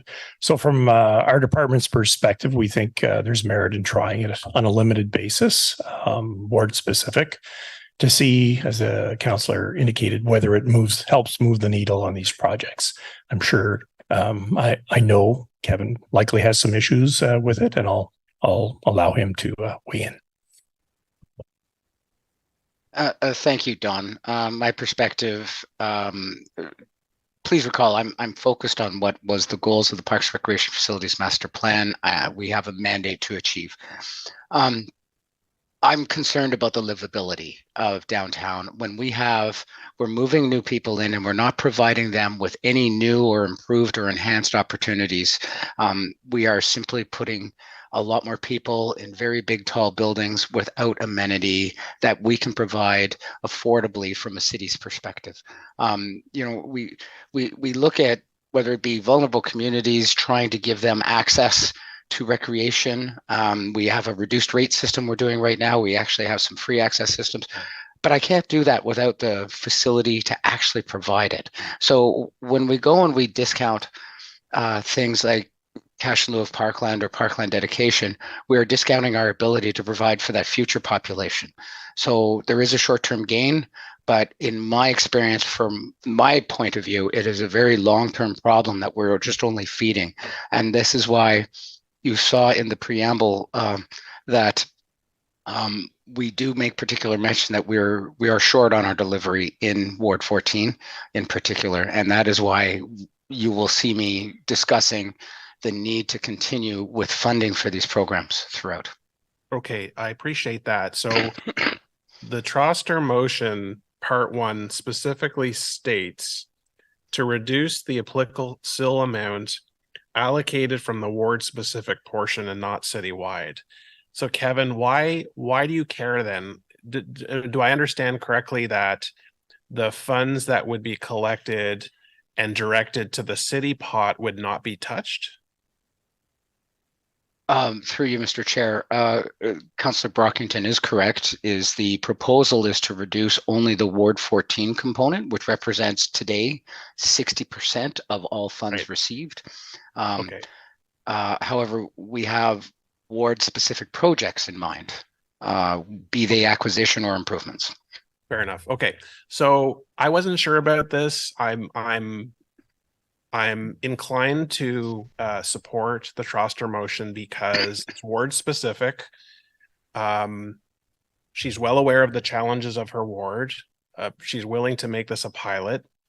With all due respect, you have a healthy bank account in this regard.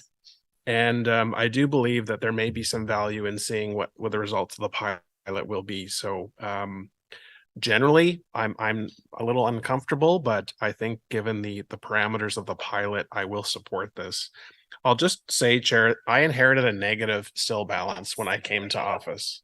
And having just gone through the 2014 campaign, like everyone else, heard 1,001 things people would like in our parks changed or added or refreshed, and then have no SIL at all. It was negative, have to build that up to where it is now, about 1.6 million. And just on the record, I mean, I want to dedicate $1 million to the Alexander Community Center expansion. We're looking at a potential basketball court in Mooney's Bay, upgrades to kitchen at community center, and it's being very frugal over time, but there are some very dedicated projects that this money in my ward will be allocated to. But sometimes it takes time to accrue what you need to accrue to put that. Last thing I'll just say is I continue to be worried about the future of downtown and the lack of clarity about where we're going within our city. A huge component. I recognize that private property owners, whether you own a commercial building or any other type of building, you can apply to do what you want. You're a private property owner. You want to go from commercial office to residential, fantastic. We'll help to see that happen. But what's the long-term demand for office space in our downtown core?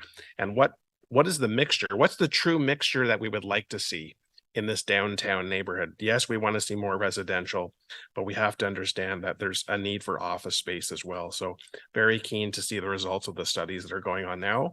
I will be supporting the Troster motion, and I'll be supporting the staff recommendation. Thanks very much. Thank you very much, Councillor Brockington. Councillor Lowe. Oh, I thought that was a question. Thank you, Chair. I think we keep talking about downtown revitalization, and this is one of the best. Was that me?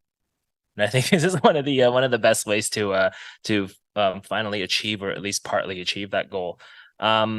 The cash in lieu portion is interesting to me because I look at everybody's accounts with envy when I'm looking at my $100,000 balance, 90% of which came from David Hill's account. But anyway, so when we're talking about that, and we're talking about suggesting an 8% cap, and I'm looking at the bylaw. One of the, if we're conveying cash in lieu in lieu of parkland, it's 1 hectare for every 500 dwelling units, and I don't know what that is the equivalent of in about 10%, sorry, in percentage. And I'm wondering, given that these developers are, have no choice but to convey cash, would we be amenable to something that's a little lower than that? Thank you, Chair. I'll pass that question over to my colleague Kevin Worry.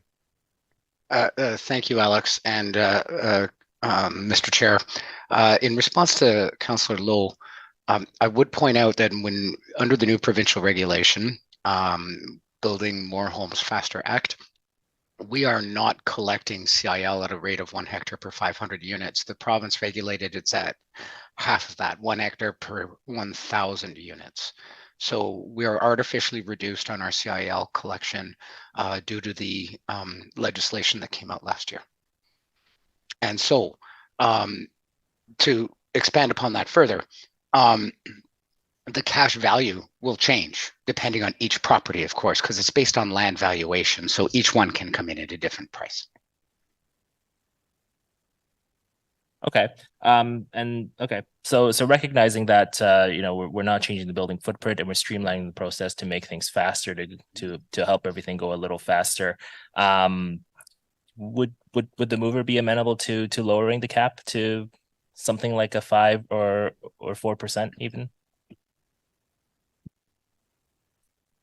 Thank you, Chair, and thank you, Councillor Lowe. I mean, I'm really on the fence about this one, and I'll tell you because I don't think there's a lot of public appetite for a subsidy going directly to developers if it's not going to have an impact on the end price of housing for the user. And so my question is if that would make a significant difference in the tipping point for a developer to decide whether to proceed or not. And I think that's really, really tricky. And I think that's where the sweet spot is. And also, I have tons of respect for Kevin for standing up for the lack of parkland in Centertown. I think what I'm proposing is quite modest initially, but there is a clause at the end that says, let's get staff to meet with the development community to see if we can push this further. I'm just not entirely convinced of what the dollar amount is that would be a tipping point for any given project. And I do think that these tax changes are quite significant that were announced today. So I'm inclined to wait to change that number. I would love to see support for this motion today and then a discussion in January based on a further meeting with the development community. I felt inclined to bring something forward because I think we can do a little more than what the staff report is recommending. But you can hear the skepticism in my voice. I'm just trying to figure out what the right tool is. And I think we all are, and I wouldn't want to rush it. And I also wouldn't want to, I think I'm making this ward specific so it doesn't drain the funds of other wards that desperately need CIL money. And as Riley said, yeah, we have a lot of money in our cash and lieu fund right now.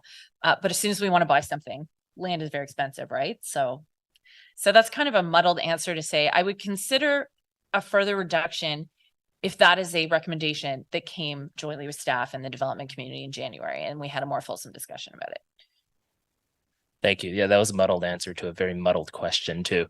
I'm trying to think of what to say as I'm saying it. So I think that's fair. I'm inclined to support it anyway, but I think that's fair. And perhaps when that report comes back, it will recommend a full waiver. It may recommend 3%, right? So let's do that and see what they come back with in the winter, I think you said. Cool. Thank you. Vice Chair. Thank you, Chair. I think one thing as committee members we're weak on is our understanding of pro formas and the financing of these developments. Is staff planning to do an analysis on the GST and HST changes and what impact that may have overall on pricing and viability of new development? Chair, so as part of the motion, should it pass, we'll definitely engage with our industry partners to get more information about the type of pro forma and like what the impact of those financials are.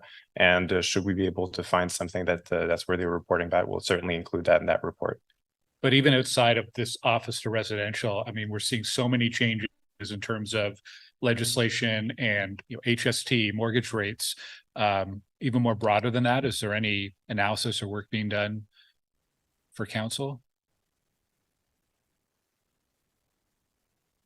Thank you, Chair. Certainly, it's a point of discussion we have with the industry on a regular basis. The challenge is the industry does not tend to disclose their pro formas for commercial confidentiality reasons. So it is a difficult issue to pin down, but we're certainly willing to have continue to have those discussions in this context, as Alex had indicated, but there is nothing else on our work plan to that point.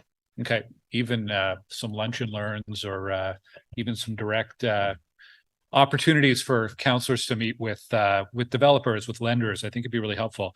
Anyways, I wanted to thank staff for their help on this motion over the last week. Thank you to builders and developers for their input, and thank you to Councillor Troster as well for taking the lead on this. I just wanted to talk quickly about data we have and data we don't have as it relates to policy here. So there's two excellent reports. There's Colliers, who do a quarterly report on rental vacancies and the overall office market.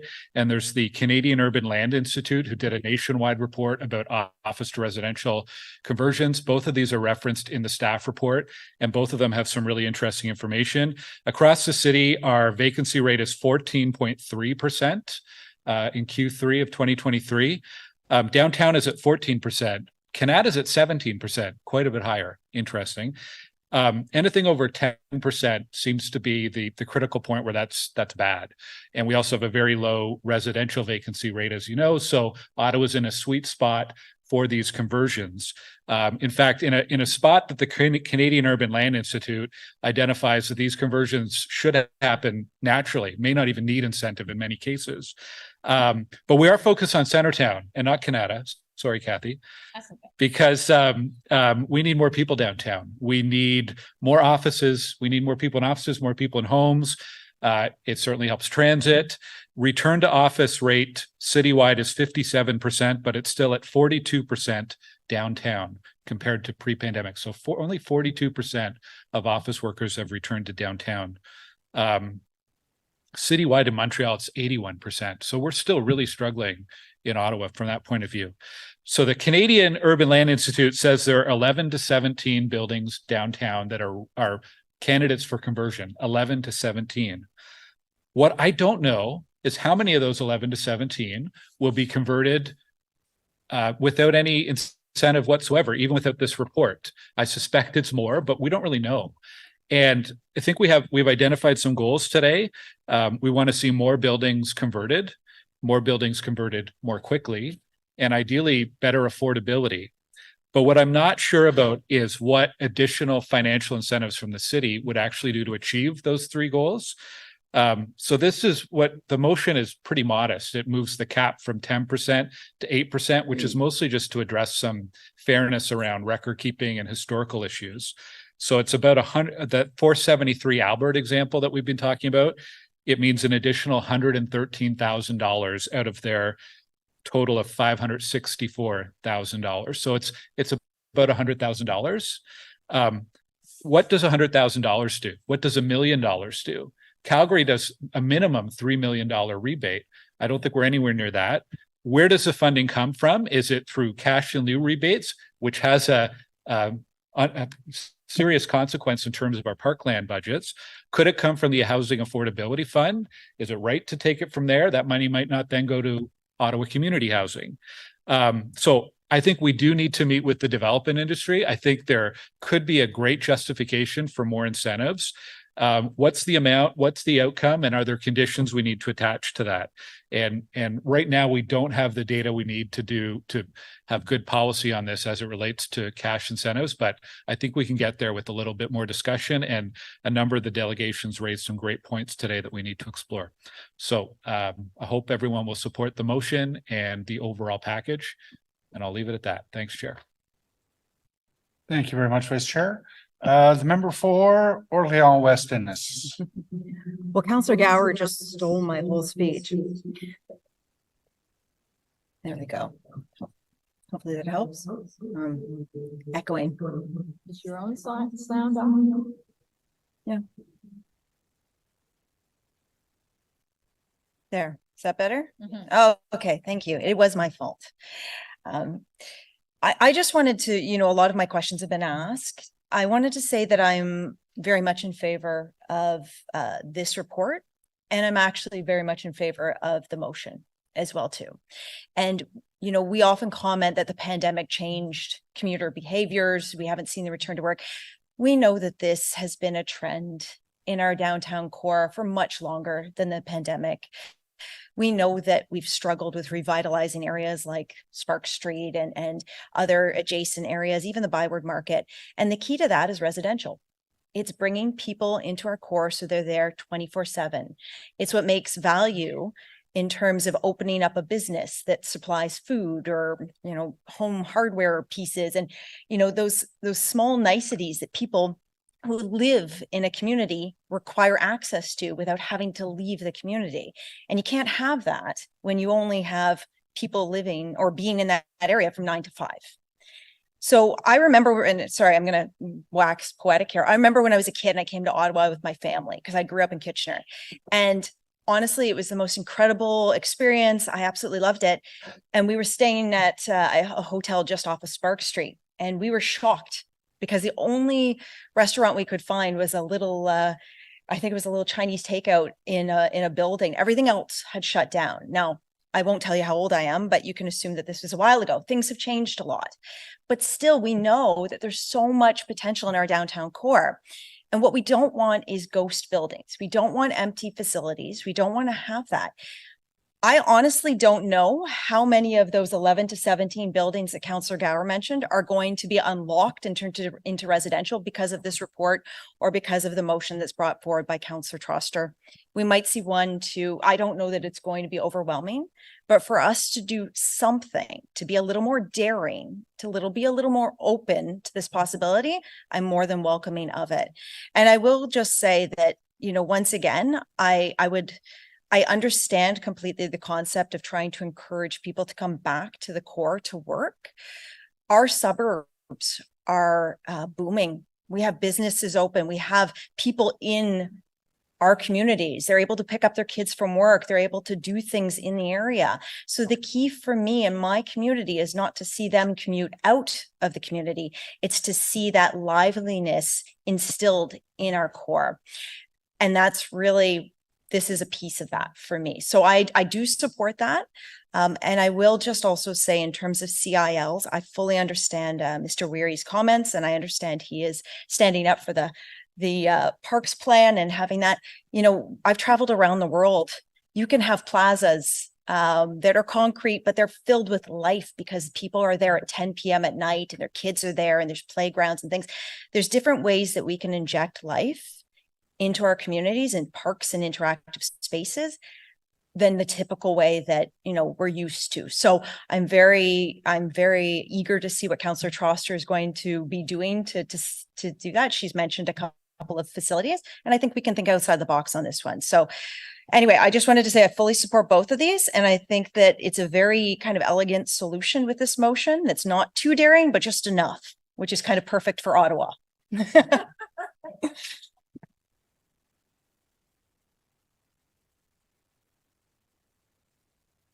Little bit of fun, but not too much.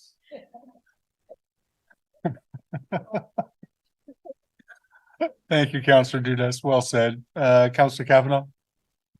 Thank you, Chair, and thank you to my colleagues for their comments. I'm glad for the clarification on the HST for the province. So it's already been calculated in, so that I appreciated that, and I don't think that was clear at the beginning. My question is, CLV, who already has converted a building, did they get any incentives at all? No. Okay, but somehow they managed. And I get that there's different buildings or, different prices. So for cost of converting, but I agree with my colleagues that, this is not affordable housing by any means, but it's more housing and we need more housing. I appreciate that. I also appreciate the comments of Kevin regards to space for parks and green space. And we can't forget climate change. It's great to have people downtown because it means they're not driving everywhere to get to work or that kind of thing, but we need creativity.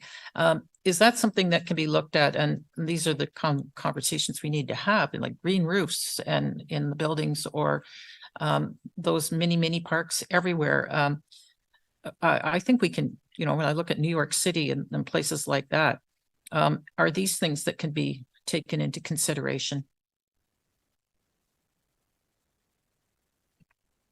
Thank you, Chair. So I think the councillor mentioned some things on green roofs and things like that. That's certainly something that has been looked at and is looked at as part of the amenity space. But perhaps if there's an additional comment through the experience of development review, we could add some. Do you have anything to add on that for what happened on 473 Albert?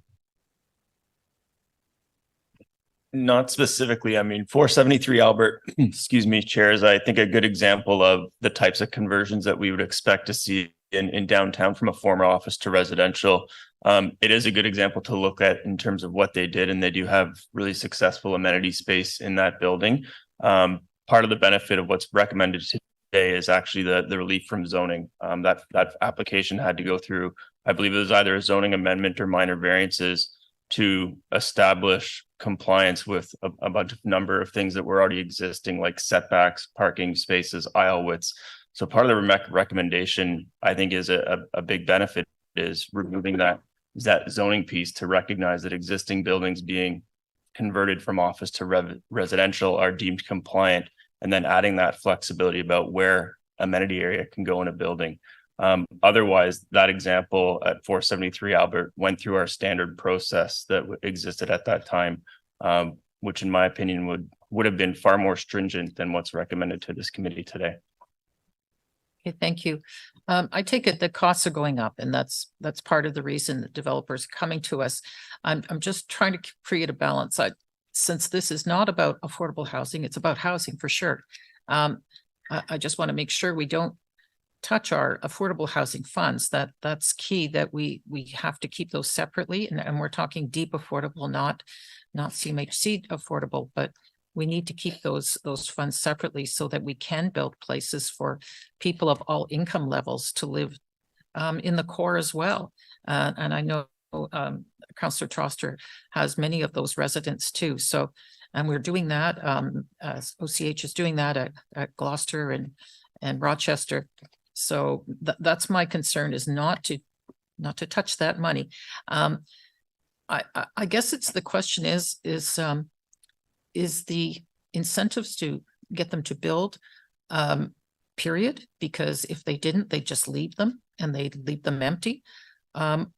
Or is it to incentives that they pass on to renters? And if they did, how could we guarantee that did get passed on to renters? Thank you, Chair. So the incentives is to streamline the process so that building office residential conversion occurs. Yeah, just to make it happen. Because they talked about that they would, in terms of passing on to the renters, that was said, but we don't have any guarantee on that. Okay, no, I appreciate that. Like I said, I think any housing is good housing, but we just need to, as a city, make sure we're still focused on affordable housing and we're not muddying this to take away from that, which is very much needed. Thank you.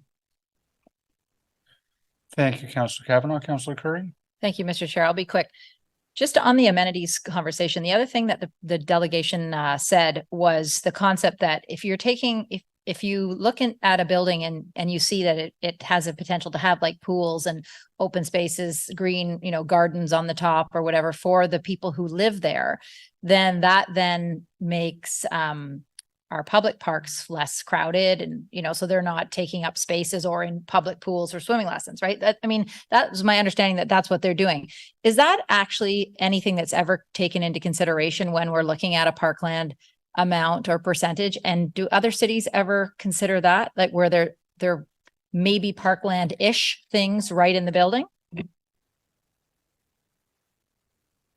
Mr. Chair, I see the two items as two distinct items, one being amenity area and one being parkland dedication, whether that's in the form of land or cash in lieu. Every building that goes in through a site plan application or zoning bylaw requires amenity area. That's intended to be amenity area for the residents of that building. Generally speaking, they're designed as private amenity area, whether that's balconies, common indoor rooms, rooftop terraces. Cash in lieu is, as we know, is supposed to be more broad for a public space that's city owned, whether that's a park or a community facility. So while there's a public benefit to both of them, there is a bit of a distinction between what is privately accessible and what's publicly accessible. Right. So other cities, we don't know of anybody that considers that as a part of, because it offloads, that it's a benefit to the community.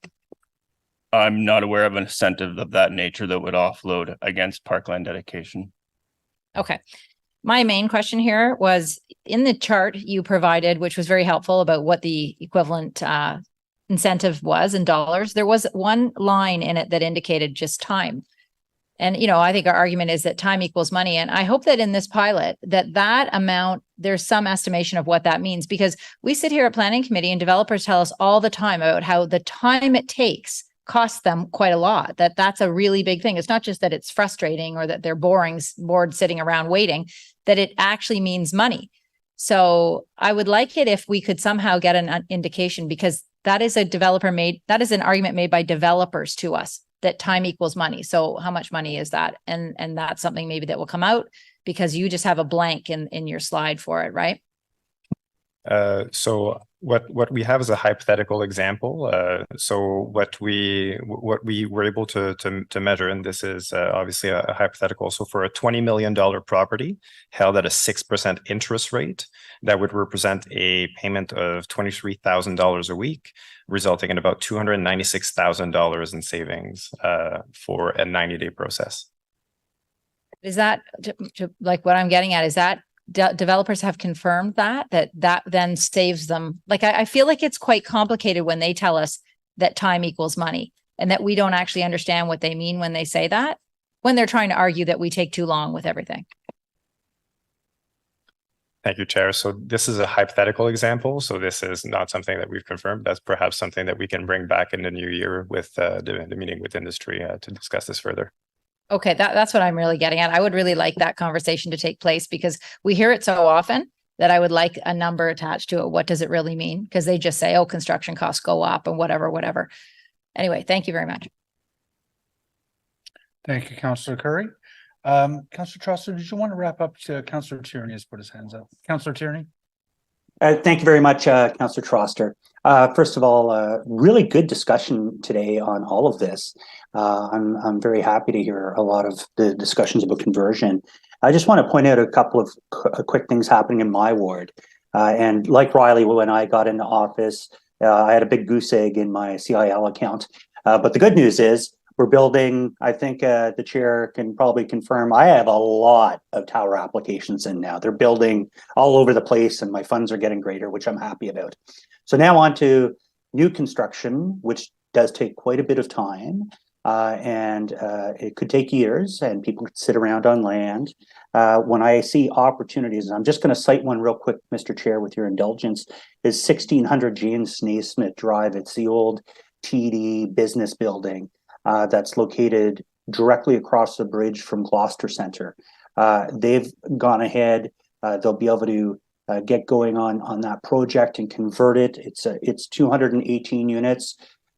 Could they have sat on that land for several years longer, waited for rates to drop? I'm just glad they're going ahead with that project so we can get some housing. I do also like some of the comments that were made today by Councillor Lowe. I think we have to continue the conversations with industry. They're still digesting a lot of what we heard today as well. I don't think we even realize the GST, the fact there's what buildings and where specifically, and how it affects different parts of the city, like Councillor Johnson mentioned. I have projects I want to get converted. I don't like seeing empty towers in my area. I'd rather see people living in them. And there'll be another one coming up soon to this table at some point, and I'm quite excited about it. That being said, Councillor Lowe did mention talking to industry. Maybe it could be even less than 8. I think those discussions still have to take place and what that incentive actually looks like. The one box that I keep looking at is speed. I don't want to look at an empty building for years and years and years. I'd rather see it converted and communities being built. So I will be supporting Councillor Troster today, but in hopes that we still have more discussions with industry as we digest the rest of this. I think this is a good opportunity to do what we want, which is build communities quicker. Thank you very much. Thank you so much. I'll just wrap quickly. I want to thank everyone for your support. And I think it is really important that we tease apart, as Councillor Kavanaugh said, when we're incenting nonprofit deeply affordable housing, which is a completely different stream than when we're talking about here. This is really about revitalization of downtown. I'm a big fan of pilots. As you know, the pilot for the alternative crisis response is also coming to Somerset Ward. And I do think that pairing that with trying to fill derelict empty buildings with people will have a significant impact on the quality of life downtown. The only thing that I'll ask, and either staff can take this as a friendly direction, or I could add it to the motion, is I would really like to be involved in those conversations about this potential pilot as the motion stipulates. I think it's really important because, as I've said to some of the developers who have come to talk to me, if it's a speed issue, if it creates a tipping point between doing the project or not doing the project, I would like them to come to us on a case-by-case basis to consider a deeper subsidy if it's means the difference between doing the project or not doing the project. But as I said, we have to be quite conservative and quite careful with taxpayer dollars because, you know, we certainly can't afford to do what Calgary did, for example. So thank you so much. And really thank you to Vice Chair Gower for his assistance in drafting this motion and really thinking it through. I think this is a really good example of us trying to think through a challenging issue. And I think my motion gives us a start and also an opportunity to keep talking and to see what more we may be able to do in the new year, and to keep it really time limited and ward specific, because thank you, Kevin, for defending Cash and Live Parkland. It is really, really important, and it's not something we want undermined on a broad scale. So thank you very much. Thank you very much, Councillor Troster. And this is I think it's a very thoughtfully crafted amendment. I just want to pick up on a discussion. I can't remember the specifics from maybe a month or so ago. You know, staff have not recommended a financial incentive for residential conversions. And, you know, it is very much our place as a committee and as a council to set the policy. And I certainly appreciate all of the work that staff have done to get this residential conversions policy on the table. The one financial mechanism that the development community is seeking in order to build or do more of these conversions is the Cash and Live Parkland. And I absolutely understand staff's reticence to dip into that or to reduce that or to see a significant diminishment of it, because to Kevin Ware's point, these are the funds that will make these neighborhoods in which the converted buildings are located actually livable. And that's part of our long-term sustainability. But I think Councillor Troster's willingness to forego on the basis of an intimate knowledge of her knowledge of the ward's needs, some of the ward specific funds is a really compelling compromise that I hope this committee is going to support so that we can, as a council and as a committee, create at least this first relatively limited incentives. So thank you very much, Councillor Troster. Thank you very much, Vice Chair Gower, for bringing that forward. Did anyone want to voice vote on the Troster motion? Is that carried? Is the report as amended carried? Carried. Thank you very much. Great discussion, colleagues. So with that, we will conclude the meeting after a few short bits. There are no in-camera items today. We've already passed the IPD. Are there any notices of motion for subsequent meetings? I don't see any. Inquiries. Councillor Johnson has an inquiry. Thank you, Mr. Chair. So the inquiry reads, on August 10th, 2023, over 77 millimeters of rain fell on Ottawa in a matter of hours. The result was considerable flooding across the city, including in many private basements. With climate change increasing the number and severity of extreme weather events each year, stormwater management systems and private property flood protection must be robust and effective. In College Ward, some properties pre-amalgamation had been allowed to fill in their ditches. Some newer infill projects had not been stopped, even as their permit applications demonstrated that they were filling in their ditches. And other residents still have not maintained their ditches over time. This has created a patchwork stormwater management system that is not functioning and creating flooding in people's homes. City View is undergoing a massive stormwater management rehabilitation project over the next 10 years to correct this and to restore the neighborhood's ditches. But as intensification continues in the area, residents expect assurances that this will not happen again. Can we get clarity on the following? Number one, how did City View's ditch system get to such a state? How were so many properties able to allow their ditches to fail or to fill in their ditches and block culverts? Number two, is a ditch and culvert system an inferior stormwater management system to storm sewers? Can it handle the planned intensification for the City View community?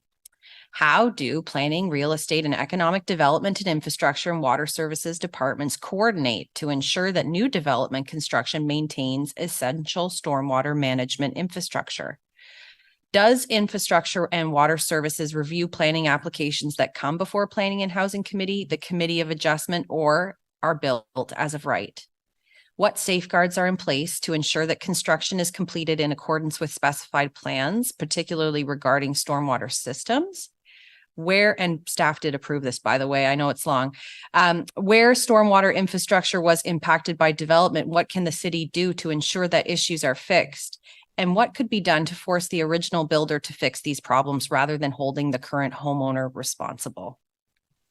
Thank you, Chair. Thank you very much, Councillor Johnson.